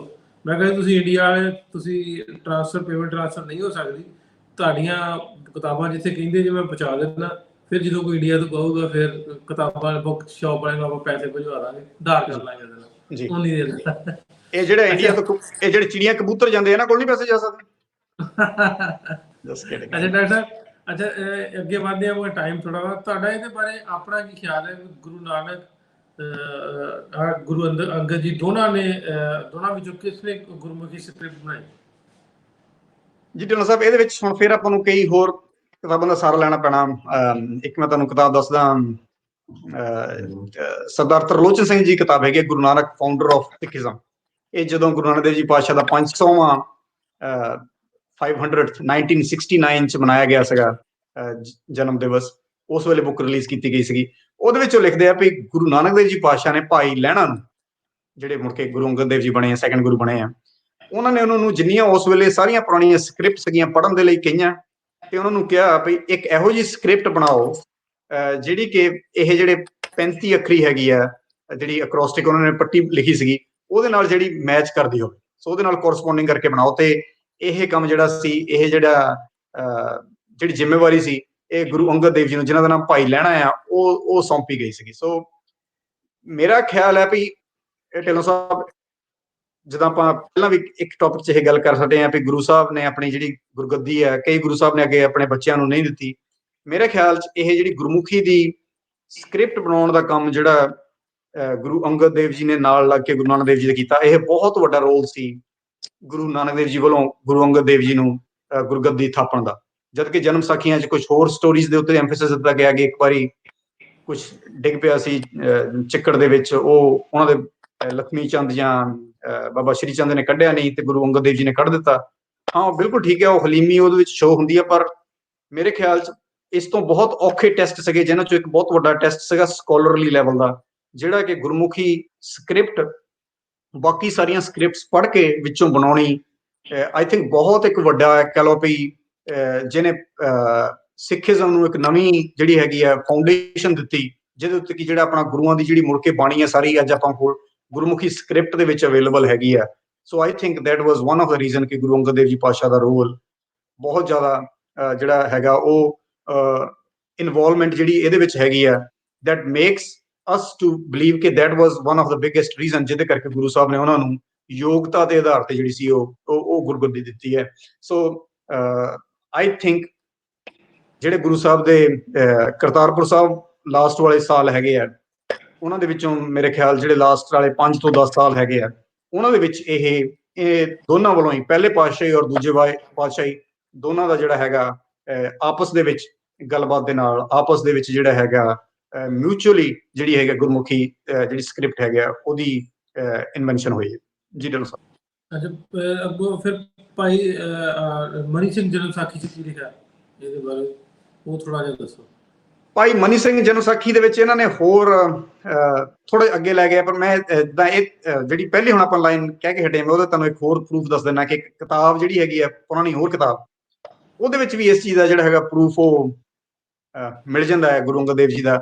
ਇੱਕ ਆਪਣੇ ਗੋਇੰਦਵਾਲ ਦੀ ਪੋਥੀ ਹੈ, ਜਿਹੜੀ ਗੋਇੰਦਵਾਲ ਸਾਹਿਬ ਤੋਂ ਪੋਥੀ ਮੰਗਾ ਕੇ ਜਿਸ ਤੋਂ ਅੱਗੇ ਗੁਰੂ ਅਰਜਨ ਦੇਵ ਜੀ ਪਾਤਸ਼ਾਹ ਨੇ ਸ਼੍ਰੀ ਗੁਰੂ ਗ੍ਰੰਥ ਸਾਹਿਬ ਆਦਿ ਗ੍ਰੰਥ ਜਿਹੜੀ ਸਥਾਪਨਾ ਕੀਤੀ ਸੀ 1604 'ਚ, ਉਸ ਪੋਥੀ ਦੇ ਵਿੱਚ ਜਿਹੜੀ ਗੋਇੰਦਵਾਲ ਪੋਥੀ ਹੈ, ਉਹਦੇ ਇੱਕ ਪੇਜ ਨੰਬਰ 215 ਦੇ ਉੱਪਰ ਸਾਈਡ ਦੇ ਉੱਤੇ ਮਾਰਜਨ ਦੇ ਉੱਤੇ ਜਿਹੜੀ ਹੈਗੀ ਆ, ਕਿਸੇ ਨੇ ਲੇਟਰ ਔਨ ਲਾਈਨ ਲਿਖੀ ਹੋਈ ਆ, ਗੁਰੂ ਅੰਗਦ ਗੁਰਮੁਖੀ ਅੱਖਰ ਬਣਾਏ, ਬਾਬੇ ਦੇ ਅੱਗੇ ਸ਼ਬਦ ਭੇਟ ਕੀਤਾ। ਇਹ ਹੱਥ ਨਾਲ ਕਿਸੇ ਨੇ ਲੇਟਰ ਔਨ ਲਿਖਿਆ ਹੋਇਆ ਉਸ ਓਰੀਜਨਲ ਗੋਇੰਦਵਾਲ ਪੋਥੀ ਦੇ ਪੇਜ ਨੰਬਰ 215 ਦੇ ਉੱਤੇ। ਮਤਲਬ Guru Angad coined the Gurumukhi letters and he made offering of this literary creation to Guru Nanak Dev Ji. ठीक है, so this was something to show ਵੀ ਇਹ ਗੁਰੂ ਅੰਗਦ ਦੇਵ ਜੀ ਦਾ ਕੀ ਰੋਲ ਹੈਗਾ। ਔਰ ਇਸ ਦੇ ਵਿੱਚ ਹੀ ਇੱਕ ਹੋਰ ਢਿੱਲੋਂ ਸਾਹਿਬ ਮੈਂ ਤੁਹਾਨੂੰ ਕਿਤਾਬ ਬੜੀ ਇੰਪੋਰਟੈਂਟ ਦੱਸਣੀ ਚਾਹੂੰਗਾ। ਜਾਰਜ ਗ੍ਰੀਅਰਸਨ ਹੋਏ ਹੈ, ਵੀ ਬ੍ਰਿਟਿਸ਼ ਆਫੀਸਰ ਸੀਗੇ ਜਿਨ੍ਹਾਂ ਨੇ ਆਪਣੇ 25-30 ਸਾਲ ਉਮਰ ਦੇ ਇਸੇ ਕੰਮ ਲਈ ਲਾਤੇ ਵੀ ਇੰਡੀਆ ਦੀਆਂ ਜਿਹੜੀਆਂ ਸਾਰੀਆਂ ਉਸ ਵੇਲੇ ਦੀਆਂ ਸਕ੍ਰਿਪਟਸ ਹੈ ਕਿਵੇਂ ਬਣੀਆਂ। ਉਹ ਗੁਰਮੁਖੀ ਸਕ੍ਰਿਪਟ ਨੂੰ ਜਦੋਂ ਪੜ੍ਹਦੇ ਆ, ਉਹਦੇ ਬਾਰੇ ਜਦੋਂ ਇਹਨਾਂ ਨੇ ਕਿਤਾਬ ਲਿਖੀ ਸੀ ਲਿੰਗੁਇਸਟਿਕ ਸਰਵੇ ਆਫ ਇੰਡੀਆ, 1914 'ਚ ਇਹ ਕਿਤਾਬ ਪਬਲਿਸ਼ ਹੋਈ ਹੈ। ਉਹਦੇ 'ਚੋਂ ਲਿਖਦੇ ਆ ਵੀ ਗੁਰੂ ਨਾਨਕ ਦੇਵ ਜੀ ਪਾਤਸ਼ਾਹ ਨੇ ਜਿਹੜੇ ਲੰਡੇ ਆ ਉਹਦੇ ਵਿੱਚ ਜਿਹੜੇ ਆਪਣੀ ਜ਼ਿਆਦਾ ਚੀਜ਼ਾਂ ਜਿਹੜੀਆਂ ਲਿਖੀਆਂ ਸੀਗੀਆਂ, ਜਿਨ੍ਹਾਂ ਨੂੰ ਗੁਰੂ ਅੰਗਦ ਦੇਵ ਜੀ ਨੇ ਲੇਟਰ ਮੁੜ ਕੇ ਜਿਹੜਾ ਪੋਲਿਸ਼ ਕੀਤਾ ਤਾਂ ਕਿ ਉਹ ਆਮ ਲੋਕਾਂ ਦੇ ਲਈ ਜਿਹੜਾ ਸਕ੍ਰਿਪਚਰ ਪੜ੍ਹਨ ਦੇ ਲਈ ਸੁਖਿਆਈ ਹੋਵੇ, ਉਹਦੇ ਵਿੱਚ ਉਸ ਚੀਜ਼ ਨੂੰ ਫਿਰ ਮੁੜ ਕੇ ਜਿਹੜਾ ਉਹ ਗੁਰਮੁਖੀ ਕਿਹਾ ਗਿਆ। ਸੋ ਤਾਂ ਕਿ ਜਿਹੜਾ ਇਹ ਵਰਡ ਗੁਰਮੁਖੀ ਤੋਂ ਲੱਗੇ ਕਿ ਗੁਰੂ ਸਾਹਿਬ ਦੇ ਵੱਲੋਂ ਜਿਹੜੀ ਹੈਗੀ ਆ ਇਹ ਲਾਈਨ ਕਹੀ ਗਈ। ਹੁਣ ਜਿਹੜੀ ਭਾਈ ਮਨੀ ਸਿੰਘ ਜਨਮ ਸਾਖੀ ਜਿਹੜਾ ਤੁਹਾਡਾ ਕੁਐਸਚਨ ਹੈਗਾ, ਜਿਹਨੂੰ ਆਪਾਂ ਸਿੱਖਾਂ ਦੀ ਭਗਤਮਾਲਾ ਵੀ ਕਹਿੰਦੇ ਆ, ਉਹ ਇਸ ਪ੍ਰੋਸੈਸ ਨੂੰ ਹੋਰ ਅੱਗੇ ਲੈ ਜਾਂਦੀ ਹੈ। ਉਹ ਕਹਿੰਦੇ ਆ ਭਾਈ ਮਨੀ ਸਿੰਘ ਜਨਮ ਸਾਖੀ ਕਹਿੰਦੀ ਹੈ ਵੀ ਜਿਹੜੀ ਗੁਰਮੁਖੀ ਸਕ੍ਰਿਪਟ ਹੈ, ਈਵਨ ਗੁਰੂ ਅਰਜਨ ਦੇਵ ਜੀ ਦੇ ਸਮੇਂ ਤੱਕ ਵੀ ਜਿਹੜੀ ਹੈਗੀ ਆ ਫਰਦਰ ਇਹਦੇ 'ਚ ਜਿਹੜੀ ਰਿਫਾਈਨਮੈਂਟ ਹੈਗੀ ਹੈ ਜਾਂ ਜਿਹੜਾ ਹੈਗਾ ਸੁਧਾਰ ਉਹ ਹੁੰਦਾ ਰਿਹਾ। So it is a time period ਪਹਿਲੇ ਪਾਤਸ਼ਾਹ ਤੋਂ ਲੈ ਕੇ 5ਵੇਂ ਪਾਤਸ਼ਾਹ ਤੱਕ, ਜਿਹਦੇ 'ਚ ਗੁਰਮੁਖੀ ਸਕ੍ਰਿਪਟ ਹੌਲੀ ਹੌਲੀ ਉਹਦੇ ਵਿੱਚ ਜਿਹੜੀ ਸੀ ਇੰਪਰੂਵਮੈਂਟ ਅੱਖਰਾਂ ਦੇ ਵਿੱਚ ਜਿਹੜੀ ਸੀ ਉਹ ਲਿਆਂਦੀ ਗਈ ਵਿਦ ਟਾਈਮ। ਜੀ ਢਿੱਲੋਂ ਸਾਹਿਬ। ਡਾਕਟਰ ਸਾਹਿਬ, ਜਿਹੜਾ ਹੁਣ ਗੁਰਦੁਆਰਾ ਸਾਹਿਬ ਇਹਦੀ ਸ਼ੁਰੂ ਜਦੋਂ ਪਹਿਲੀ ਵਾਰੀ ਬਣਿਆ ਉਹ ਕਿਹਨਾਂ ਨੇ ਬਣਾਇਆ? ਜੀ ਉਸ ਤੋਂ ਪਹਿਲਾਂ ਸੌਰੀ ਮੈਨੂੰ ਇੱਕ ਲਾਈਨ ਹੋਰ ਯਾਦ ਆ ਗਈ, ਜੇ ਤੁਸੀਂ ਮੈਨੂੰ ਇਜਾਜ਼ਤ ਦਿਓ ਤਾਂ। ਹਾਂਜੀ, ਟਾਈਮ ਥੋੜਾ ਵਾ, 5 ਠੀਕ ਮਿੰਟ ਹੈ। ਮੈਂ ਵੀ ਕੇਸ ਤੇ ਅੱਗੇ ਵਧਣ ਲਿਆ। ਹਾਂਜੀ ਠੀਕ ਹੈ, ਬਸ 1 ਮਿੰਟ ਲਵਾਂਗਾ ਮੈਂ। ਜਿਹੜਾ ਫਿਰ ਇਹ ਭਾਈ ਮਨੀ ਸਿੰਘ ਜਨਮ ਸਾਖੀ ਹੈ, ਉਹਦੇ ਵਿੱਚ ਮੈਂ ਤੁਹਾਨੂੰ ਇੱਕ ਲਾਈਨ ਜਿਹੜੀ ਉਹ ਦੱਸ ਦੇਣਾ। ਉਹਦੇ ਵਿੱਚ ਉਹ ਲਿਖਦੇ ਆ ਕਿ ਜਦੋਂ ਪੰਜਵੇਂ ਪਾਤਸ਼ਾਹੀ ਨੇ ਭਾਈ ਗੁਰਦਾਸ ਜੀ ਨੂੰ ਦੇ ਨਾਲ ਮਿਲ ਕੇ ਜਦੋਂ ਕਹਿ ਰਹੇ, ਮਤਲਬ ਸਾਰੀ ਜਿਹੜੀ ਬਾਣੀ ਇਕੱਠੀ ਕੀਤੀ ਹੋਈ ਹੈ ਅੰਮ੍ਰਿਤਸਰ, ਤੇ ਉਹਨੂੰ ਗੁਰੂ ਗ੍ਰੰਥ ਸਾਹਿਬ ਜੀ ਦੇ ਆਦਿ ਗ੍ਰੰਥ ਦੇ ਵਿੱਚ ਉਹ ਜਿਹੜਾ ਹੈਗਾ ਇਕੱਠਿਆਂ ਕਰ ਰਹੇ ਆ, ਉਹ ਭਾਈ ਗੁਰਦਾਸ ਨੂੰ ਕੀ ਕਹਿੰਦੇ ਆ? ਉਹ ਕਹਿੰਦੇ ਆ, ਤਾਂ ਤੇ ਸਭ ਬਾਣੀਆਂ ਇਕੱਠੀਆਂ ਕਰਕੇ ਗ੍ਰੰਥ ਦੀ ਬੀੜ ਕੀਸੇ, ਤੇ ਅੱਖਰ ਗੁਰਮੁਖੀ ਸੁਗਮ ਕੀਸੇ, ਸਭ ਕਿਸੇ ਦੇ ਵਕਾਂ ਵਿਕ ਸੁਗਾ ਆਵਣ। ਮਤਲਬ ਸਾਰੀ ਬਾਣੀ ਜਿੱਦਾਂ ਆਪਾਂ ਇਕੱਠੀ ਕੀਤੀ ਹੈ, ਸਿੰਪਲੀਫਾਈ ਕਰ, ਹੁਣ ਜਿਹੜੀ ਗੁਰਮੁਖੀ ਸਕ੍ਰਿਪਟ ਹੈ ਇਹਨੂੰ ਵੀ ਸਿੰਪਲੀਫਾਈ ਕਰੀਏ, ਇੰਨੀ ਸਿੰਪਲ ਕਰੀਏ ਵੀ ਸਾਰਿਆਂ ਦੇ ਪੜ੍ਹਨ ਜਾਂ ਲਿਖਣ ਦੇ ਲਈ ਹੈਗੀ ਆ ਉਹ ਸੁਖਿਆਈ ਹੋ ਸਕੇ। ਹੁਣ ਆਪਾਂ ਆਈਏ ਇਸ ਗੁਰਦੁਆਰਾ ਸਾਹਿਬ ਵੱਲ, ਜਿਹਦੇ ਬਾਰੇ ਅੱਜ ਆਪਾਂ ਗੱਲ ਕਰ ਰਹੇ ਹਾਂ। ਆਹ ਵਾਲੀ ਜਿਹੜੀ ਬਿਲਡਿੰਗ ਹੈਗੀ ਆ ਗੁਰਦੁਆਰਾ ਪੱਟੀ ਸਾਹਿਬ, ਇਹਦੇ ਬਾਰੇ ਢਿੱਲੋਂ ਸਾਹਿਬ ਜਿਹੜਾ 1819 ਤੇ 1820 ਜਦੋਂ ਮਹਾਰਾਜਾ ਰਣਜੀਤ ਸਿੰਘ ਜੀ ਮੁਲਤਾਨ ਦੀ ਜੰਗ ਜਿੱਤ ਕੇ ਵਾਪਸ ਆਏ ਨੇ, ਉਹਨਾਂ ਨੇ ਇੱਥੇ ਸਾਰੇ ਜਿਹੜੇ ਗੁਰਦੁਆਰਾ ਦੀ ਕੰਸਟਰਕਸ਼ਨ ਦੇ ਲਈ ਜਿਹੜਾ ਸੀ ਉਹਦੇ ਲਈ ਭਾਈ ਗੁਰਬਖਸ਼ ਸਿੰਘ ਜੀ ਨੂੰ ਹੈੱਡ ਬਣਾਇਆ ਇੱਥੇ। ਤੇ ਭਾਈ ਗੁਰਬਖਸ਼ ਸਿੰਘ ਜੀ ਨੇ ਜਿਹੜਾ ਆਪਣਾ ਹੈੱਡਕੁਆਟਰ ਰਹਿਣ ਦਾ ਰੱਖਿਆ, ਉਹ ਇਹ ਘਰ ਸੀ ਪਾਂਧੇ ਦੇ ਘਰ ਦੇ ਬਿਲਕੁਲ ਨਾਲ, ਚੁਬਾਰੇ ਵਾਲਾ 2 ਸਟੋਰੀ ਹਾਊਸ, ਜਿਹਦਾ ਨਾਮ ਉਹਨਾਂ ਨੇ ਟੈਂਪਰੇਰੀ ਜਿਹੜੀ ਜਗ੍ਹਾ ਬਣਾਈ ਉਹਨਾਂ ਨੇ ਆਪਣੇ ਰਹਿਣ ਦੇ ਲਈ, ਜਦੋਂ ਉਹਨਾਂ ਨੂੰ ਕੰਸਟਰਕਸ਼ਨ ਦਾ ਟਾਈਮ ਮਿਲਿਆ, ਉਹਨਾਂ ਨੇ ਇਹਦਾ ਨਾਮ ਰੱਖਿਆ ਅਟਾਰੀ ਸਾਹਿਬ। ਤੇ ਲੇਟਰ ਔਨ ਇਹ ਜਿਹੜਾ ਅਟਾਰੀ ਸਾਹਿਬ ਸੀ, ਜਿੱਥੇ ਭਾਈ ਗੁਰਬਖਸ਼ ਸਿੰਘ ਰਹੇ ਸੀ, ਜਿੰਨਾ ਚਿਰ 3-4 ਸਾਲ ਉਹ ਇੱਥੇ ਰਹੇ, ਕੰਸਟਰਕਸ਼ਨ ਚੱਲਦੀ ਰਹੀ ਸਾਰੇ ਗੁਰਦੁਆਰਾ ਸਾਹਿਬਾਨ ਦੀ। Later on Attari Sahib was converted to Gurdwara Patti ਸਾਹਿਬ, ਕਿਉਂਕਿ ਇੱਥੇ ਨਾਲ ਹੀ ਉਹ ਪਾਂਧੇ ਦਾ ਘਰ ਸੀ। ਇਸ ਕਰਕੇ ਇਹ ਜਿਹੜਾ ਹੈਗਾ gurdwara later on it evolved as Gurdwara Patti Sahib ji. Doctor ਸਾਹਿਬ ਇੱਕ ਹੋਰ ਗੱਲ, ਇਸ ਏਰੀਆ ਦੇ ਵਿੱਚ 1.5-2 ਕਿਲੋਮੀਟਰ ਦੇ ਏਰੀਆ ਦੇ ਵਿੱਚ 8 ਗੁਰਦੁਆਰਾ ਸਾਹਿਬਾਨ ਨੇ। 8 ਗੁਰਦੁਆਰਾ ਸਾਹਿਬਾਨ ਬਣਾਉਣ ਦੀ ਲੋੜ ਕੀ ਪੇਸ਼ ਆਈ?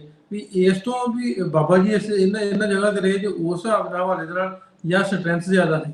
ਨਹੀਂ, ਸਟਰੈਂਥ ਤਾਂ ਉਸ ਵੇਲੇ ਇੰਨੀ ਜ਼ਿਆਦਾ ਨਹੀਂ ਸੀ, ਕਿਉਂਕਿ ਗੁਰੂ ਅਰਜਨ ਦੇਵ ਜੀ ਪਾਤਸ਼ਾਹ ਔਰ ਗੁਰੂ ਹਰਗੋਬਿੰਦ ਜੀ ਜਦੋਂ ਆਏ ਸੀ, ਉਹਨਾਂ ਨੇ ਜਗ੍ਹਾ ਦੀ ਨਿਸ਼ਾਨਦੇਹੀ ਕੀਤੀ ਹੋਈ ਸੀਗੀ। ਔਰ ਗੁਰੂ ਸਾਹਿਬ ਕਿਉਂਕਿ ਫਾਊਂਡਰ ਆਫ ਸਿੱਖੀਜ਼ਮ ਹੈਗੇ ਆ, ਉਹਨਾਂ ਦੀਆਂ ਜਿਹੜੀਆਂ ਅਲੱਗ-ਅਲੱਗ ਐਕਚੁਅਲੀ 5-6 ਤਾਂ ਨਹੀਂ, ਉਹ ਲੇਟਰ ਔਨ ਤਾਂ ਬਾਕੀ ਤਾਂ ਕੁਝ ਬਾਅਦ ਚ ਬਣੇ ਗੁਰਦੁਆਰਾ ਸਾਹਿਬ, ਪਰ ਜਿਹੜੇ 4 ਸੀਗੇ, ਜਿਵੇਂ ਗੁਰਦੁਆਰਾ ਮਾਲ ਜੀ ਸਾਹਿਬ, ਕਿਆਰਾ ਸਾਹਿਬ, ਔਰ ਮੇਨ ਗੁਰਦੁਆਰਾ ਜਨਮ ਸਥਾਨ, ਔਰ ਗੁਰਦੁਆਰਾ ਸ਼੍ਰੀ ਹਰਗੋਬਿੰਦ ਜੀ ਔਰ 5ਵੀਂ-6ਵੀਂ ਪਾਤਸ਼ਾਹੀ ਜਦੋਂ ਕਿਉਂਕਿ ਉੱਥੇ ਆ ਕੇ ਠਹਿਰੇ ਸੀ, ਇਹ ਸੀਗੇ ਗੁਰਦੁਆਰਾ ਸਾਹਿਬ ਜਿਹੜੇ ਪਹਿਲਾਂ, ਕਿਉਂਕਿ ਇੱਥੇ ਬਚਪਨ ਦੀਆਂ ਯਾਦਾਂ ਨਾਲ ਸੰਬੰਧਿਤ ਜਗ੍ਹਾ ਦੀ ਨਿਸ਼ਾਨਦੇਹੀ 5ਵੇਂ ਪਾਤਸ਼ਾਹੀ ਔਰ 6ਵੇਂ ਪਾਤਸ਼ਾਹੀ, ਸਿਰਫ ਇਹ 2 ਗੁਰੂ ਸਾਹਿਬ ਗੁਰੂ ਨਾਨਕ ਦੇਵ ਜੀ ਤੋਂ ਬਾਅਦ ਤਲਵੰਡੀ ਪਿੰਡ ਚ ਆਏ ਆ, ਔਰ ਉਹਨਾਂ ਨੇ ਇਹ ਜਗ੍ਹਾ ਵਿਜ਼ਿਟ ਕੀਤੀਆਂ ਸੀਗੀਆਂ। ਸੋ ਦੇ ਬਿਕਮ ਵੈਰੀ ਹਿਸਟੋਰੀਕਲੀ ਪ੍ਰੋਮੀਨੈਂਟ, ਜਾਂ ਉੱਥੇ ਪਿੰਡ ਦੇ ਲੋਕੀ ਵੀ ਉਹਨਾਂ ਨੂੰ ਮੰਨਦੇ ਸੀਗੇ। ਇਸ ਕਰਕੇ ਉਹ ਜਿਹੜੀਆਂ ਜਗ੍ਹਾ ਸੀਗੀਆਂ ਉਹਨਾਂ ਨੂੰ ਵੱਡਾ ਰੂਪ ਮਹਾਰਾਜਾ ਰਣਜੀਤ ਸਿੰਘ ਦੇ ਟਾਈਮ ਦੇ ਵਿੱਚ ਦਿੱਤਾ ਗਿਆ। ਐਕਚੁਅਲੀ ਪਹਿਲਾਂ ਹੀ ਸਿੱਖ ਮਿਸਲਾਂ ਦੇ ਟਾਈਮ ਦੇ ਵਿੱਚ ਨਾਮ ਜਿਹੜਾ ਹੈਗਾ ਆਉਣਾ ਸ਼ੁਰੂ ਹੋ ਜਾਂਦਾ। ਅਕਾਲ ਸਿੰਘ, ਨਹੀਂ ਨਾਮ ਮੈਨੂੰ ਭੁੱਲ ਗਿਆ, ਅਕਾਲ ਗੜੀਆ ਇੱਕ ਨਾਮ ਹੈਗਾ, ਉਹਨਾਂ ਨੇ ਕੁਝ ਹੈਲਪ ਕਰਵਾਈ, ਰਾਜਾ ਤੇਜਾ ਸਿੰਘ ਦਾ ਨਾਮ ਆ ਜਾਂਦਾ। ਸੋ ਲੋਟ ਇਹ ਕੁਝ ਸਟਰਕਚਰ ਜਿਹੜੇ ਸੀ ਪਹਿਲਾਂ ਹੀ ਬਣਨੇ ਸ਼ੁਰੂ ਹੋ ਗਏ ਸੀ, ਮਹਾਰਾਜਾ ਰਣਜੀਤ ਸਿੰਘ ਨੇ ਉਹਨਾਂ ਨੂੰ ਐਨਲਾਰਜ ਕਰਕੇ ਜਿਹੜੇ ਵੱਡੇ ਮਾਡਰਨ ਗੁਰਦੁਆਰਾ ਸਾਹਿਬ ਜਿੱਦਾਂ ਹੁਣ ਆਪਾਂ ਦੇਖ ਕੇ ਆਏ ਆ, ਉਹ ਰੂਪ ਦਿੱਤਾ। ਡਾਕਟਰ ਸਾਹਿਬ ਫਿਰ ਬਿਲਕੁਲ ਸਾਕਾ ਨੇ ਨਨਕਾਣਾ ਦੀ ਆਪਾਂ ਗੱਲ ਕਰਦੇ ਹਾਂ, ਗੁਰਦੁਆਰਾ ਸੁਧਾਰ ਲਹਿਰ ਦੀ ਗੱਲ ਕਰਦੇ ਹਾਂ, ਬਿਲਕੁਲ ਲਾਗੇ ਸੀ ਮੇਨ ਜਨਮ ਸਥਾਨ ਦੇ, ਇਹਦਾ ਉਦੋਂ ਫਿਰ ਇਹਦਾ ਕੀ ਪੋਜੀਸ਼ਨ ਸੀ, ਇੱਥੇ ਕਿਵੇਂ ਹੋਇਆ? ਢਿੱਲੋਂ ਸਾਹਿਬ, ਇਹ ਬੜੀ ਇੰਟਰਸਟਿੰਗ ਗੱਲ ਹੈ। ਮੈਂ ਕਈ ਵਾਰੀ ਨੋਟ ਕੀਤਾ ਵੀ ਇਸ ਗੁਰਦੁਆਰਾ ਸਾਹਿਬ ਦੇ ਵਿੱਚ ਕੋਈ ਇਹੋ ਜਿਹਾ ਝਗੜੇ ਦੀ ਗੱਲ ਨਹੀਂ ਮਿਲਦੀ। ਇੱਕ ਤਾਂ ਇਸ ਗੁਰਦੁਆਰਾ ਸਾਹਿਬ ਨੂੰ ਨਾ ਵੈਸੇ ਇੰਨੀ ਜ਼ਿਆਦਾ ਹਿਸਟੋਰੀਕਲ ਇੰਪੋਰਟੈਂਸ ਪੁਰਾਣੇ ਕਿਤਾਬਾਂ 'ਚ ਨਹੀਂ ਹੈਗੀ, ਨਾ ਹੀ ਇਹਦੇ ਨਾਲ ਕੋਈ ਵੱਡੀਆਂ ਜ਼ਮੀਨਾਂ ਜਾਇਦਾਦਾਂ ਸੀਗੀਆਂ। ਸੋ ਆਈ ਥਿੰਕ ਇਸ ਕਰਕੇ ਕੋਈ ਇੱਥੇ ਜਿਹੜਾ ਸੀ ਜ਼ਮੀਨ ਜਾਇਦਾਦ ਵਾਲੀ ਹੈ, ਉਹ ਮੈਂ ਆਈ ਕਾਂਟ ਸੇ ਦੈਟ, ਪਰ ਇਹਦੇ ਨਾਲ ਕੋਈ ਇਹੋ ਜਿਹਾ ਕੋਈ ਇਸ ਗੁਰਦੁਆਰੇ ਸਾਹਿਬ ਦੇ ਨਾਲ ਕੋਈ ਇਹੋ ਜਿਹਾ ਜਿਹੜਾ ਝਗੜਾ ਬਿਟਵੀਨ ਐਕਚੁਅਲੀ ਇੱਥੇ ਉਦਾਸੀ ਮੰਤ ਸੀਗੇ ਵੀ ਨਹੀਂ, ਇੱਥੇ ਨਿਰਮਲਾ ਸੀਗੇ, ਨਿਰਮਲੇ ਵੀ ਦੇ ਆਰ, ਉਹ ਆਪਾਂ ਕਿਸੇ ਦਿਨ ਹੋਰ ਟੌਪਿਕ ਕਰਾਂਗੇ, ਨਿਰਮਲੇ ਸੀਗੇ ਜਿਹੜੇ 47 ਤੱਕ ਇੱਥੇ ਇਸ ਗੁਰਦੁਆਰਾ ਸਾਹਿਬ 'ਚ ਹੀ ਰਹੇ। ਪਰ ਇਹ ਕੋਈ ਬਹੁਤ ਵੱਡਾ ਇਦਾਂ ਕਹਿ ਲਓ ਵੀ ਜ਼ਿਆਦਾ ਸ਼ਰਧਾਲੂਆਂ ਵਾਲਾ ਗੁਰਦੁਆਰਾ ਸਾਹਿਬ ਨਹੀਂ ਕਦੀ ਰਿਹਾ। ਅੱਛਾ, ਇਹਦੇ 'ਚ ਫਿਰ ਹੁਣ ਉਸ ਤੋਂ ਬਾਅਦ ਰਿਸਰਚ ਦੇ ਵਿੱਚ ਜਾਂ ਪਹਿਲੀਆਂ ਕਿਸੇ ਪੁਰਾਤਨ ਕਿਤਾਬ 'ਚ ਪਾਂਧੇ ਦੇ ਘਰ ਦੀ ਕੋਈ ਨਿਸ਼ਾਨੀ ਹੈ? ਹਾਂਜੀ, ਉਹ ਆਪਾਂ ਹੁਣ ਕਿਤਾਬ ਦੇ ਵਿੱਚ ਦਿੱਤੀ ਹੈ। ਇਹ ਢਿੱਲੋਂ ਸਾਹਿਬ ਆਹ ਹੈਗਾ ਜਿਹੜਾ ਅਸੀਂ ਉੱਪਰ ਜਗ੍ਹਾ ਦੇਖ ਰਹੇ ਹੋ, ਇਹ ਗੁਰਦੁਆਰਾ ਸਾਹਿਬ ਦੀ ਬੈਕ ਸਾਈਡ ਤੇ ਕਮਰਾ ਹੈ ਹੁਣ, ਜਿਹਨੂੰ ਕਿ ਹੁਣ ਆਪਣੇ ਨਨਕਾਣਾ ਸਾਹਿਬ 'ਚ ਰਹਿਣ ਵਾਲੇ ਜਿਹੜੇ ਸਿੱਖ ਪਰਿਵਾਰ ਨੇ, ਇਹਨਾਂ ਨੇ ਸੱਚਖੰਡ ਰੂਮ, ਸੱਚਖੰਡ ਦਾ ਜਿਹੜਾ ਹੈਗਾ ਉਹ ਉਹਦੇ ਵਿੱਚ ਕਨਵਰਟ ਕੀਤਾ। ਇੱਥੇ ਗੁਰੂ ਸਾਹਿਬ ਦੀ ਜਿਹੜੀ ਬੀੜ ਹੈਗੀ ਆ ਰਾਤ ਨੂੰ ਇੱਥੇ ਵਿਸ਼ਰਾਮ ਕਰਨ ਵੇਲੇ ਇੱਥੇ ਜਿੱਦਾਂ ਰਾਤ ਨੂੰ ਰੱਖੀ ਜਾਂਦੀ ਹੈ। ਸੋ ਸੱਚਖੰਡ ਨਿਵਾਸ ਇਹ ਕਮਰਾ ਹੈਗਾ ਜਿਹੜਾ ਗੁਰਦੁਆਰਾ ਸਾਹਿਬ ਦੀ ਬੈਕ ਸਾਈਡ ਤੇ ਹੈ ਕਮਰਾ, ਜਿਹੜਾ ਕਿਹਾ ਜਾਂਦਾ ਸੀ ਕਿ ਪਹਿਲਾਂ ਪਾਂਧੇ ਦਾ ਘਰ ਹੁੰਦਾ ਸੀ, ਪਰ ਉਹਦੇ ਤੇ ਹੁਣ ਪਾਂਧੇ ਦਾ ਘਰ ਜਾਂ ਕੋਈ ਇਦਾਂ ਹਿਸਟਰੀ ਨਹੀਂ ਲਿਖੀ ਹੋਈ। ਤੇ ਮੇਰੀ ਬੇਨਤੀ ਹੈ ਜੇ ਆਪਣੀ ਵੀਡੀਓ ਉੱਥੇ ਪਹੁੰਚਦੀ ਹੈ ਉੱਥੇ ਥੋੜਾ ਜਿਹਾ ਲਿਖ ਦਿੱਤਾ ਜਾਵੇ ਕਿ ਇਹ ਫਿਰ ਜਿਹੜੀ ਪੁਰਾਤਨ ਜਗ੍ਹਾ ਹੈਗੀ ਉਹਦੀ ਥੋੜੀ ਜਿਹੀ ਹਿਸਟਰੀ ਅੱਗੇ ਦੇ ਕੇ ਮਿਲਦੀ ਰਹਿੰਦੀ ਹੈ ਵੀ ਗੁਰਦੁਆਰਾ ਸਾਹਿਬ ਵਿੱਚ ਆਹ ਨੇੜੇ ਬਿਲਕੁਲ ਪਾਂਧੇ ਦਾ ਘਰ ਸੀਗਾ। ਜੀ ਡਾਕਟਰ ਸਾਹਿਬ ਬਹੁਤ ਸ਼ੁਕਰੀਆ, 45 ਮਿੰਟ ਤੋਂ ਉੱਤੇ ਟਾਈਮ ਆਪਣਾ ਹੋ ਗਿਆ। Thank you so much. So ਫਿਰ ਇੱਕ ਵਾਰੀ ਸਾਰੇ ਦੋਸਤਾਂ ਨੂੰ ਜਿਹੜੇ ਵੀਡੀਓ ਇਸ ਵੇਲੇ ਤੱਕ ਸਾਡੇ ਨਾਲ ਜੁੜੇ ਨੇ, ਵੇਖਣ ਦੇ ਨੇ, ਫੇਸਬੁੱਕ ਤੇ ਨੇ ਚਾਹੇ YouTube ਤੇ ਨੇ, ਇੱਕ ਤਾਂ ਵੀਡੀਓ ਜ਼ਰੂਰ ਸ਼ੇਅਰ ਕਰਿਓ। ਉਸ ਤੋਂ ਬਾਅਦ ਅਸੀਂ ਈਮੇਲ ਆਈਡੀ ਬਿਲਕੁਲ ਫॉर ਡੋਨੇਟ ਗਿਫਟਸ ਬੁੱਕ ਇਨ ਪਾਕਿਸਤਾਨ, ਇਸ ਤੋਂ ਉੱਤੇ 2 ਈਮੇਲ ਆਈਡੀਜ਼ ਦਿੱਤੀਆਂ ਨੇ, ਇੱਕ ਬੁੱਕ ਸ਼ਾਪ ਵਾਲੇ ਦੀ ਆ, ਨਾਲ CC 'ਚ ਮੈਨੂੰ ਵੀ ਮੇਲ ਕਰ ਦਿਓ। ਜਿਹੜੇ ਦੋਸਤ ਪਾਕਿਸਤਾਨ ਡੋਨੇਟ ਕਰਨਾ ਚਾਹੁੰਦੇ ਨੇ ਕਿਸੇ ਕਾਲਜ, ਯੂਨੀਵਰਸਿਟੀ, ਕਿਸੇ ਹਿਸਟਰੀ ਡਿਪਾਰਟਮੈਂਟ 'ਚ, ਜਾਂ ਆਪਣੇ ਕਿਸੇ ਦੋਸਤ ਨੂੰ ਗਿਫਟ ਕਰਨਾ ਚਾਹੁੰਦੇ ਨੇ, ਦੇਣਾ ਚਾਹੁੰਦੇ ਨੇ, ਸੋ ਇੱਥੇ ਜ਼ਰੂਰ ਕੰਟੈਕਟ ਕਰ ਲੈਣ। ਈਦ ਦਾ ਮੌਕਾ, ਇਸ ਮੌਕੇ 'ਤੇ ਜ਼ਰੂਰ ਦੋਸਤੀਆਂ ਵਧਾਓ, ਯਾਰੀਆਂ ਵਧਾਓ, ਰਾਬਤੇ ਵਧਾਓ, ਤਾਂ ਕਿ ਆਉਣ ਵਾਲੇ ਟਾਈਮ 'ਚ ਸੁਖਿਆਈ ਜਿਹੜੀ ਦੋਵਾਂ ਪਾਸੇ ਹੋ ਸਕੇ। ਡਾਕਟਰ ਸਾਹਿਬ ਬਹੁਤ ਸ਼ੁਕਰੀਆ। ਮਿਲਾਂਗੇ ਆਪਾਂ ਕੱਲ੍ਹ ਫਿਰ 7 ਵਜੇ ਪਾਕਿਸਤਾਨੀ ਟਾਈਮ 7 ਵਜੇ ਲਾਈਵ ਜੁੜਾਂਗੇ ਤੁਹਾਡੇ ਦੋਸਤਾਂ ਦੇ ਨਾਲ ਇੱਕ ਨਵੇਂ ਚੈਪਟਰ ਨਾਲ ਡਾਕਟਰ ਸਾਹਿਬ ਦੀ ਬੁੱਕ ਨੂੰ ਲੈ ਕੇ। ਕੱਲ੍ਹ ਤੱਕ ਰੱਬ ਰੱਖਾ। ਓਕੇ ਜੀ, ਰੱਬ ਰੱਖਾ।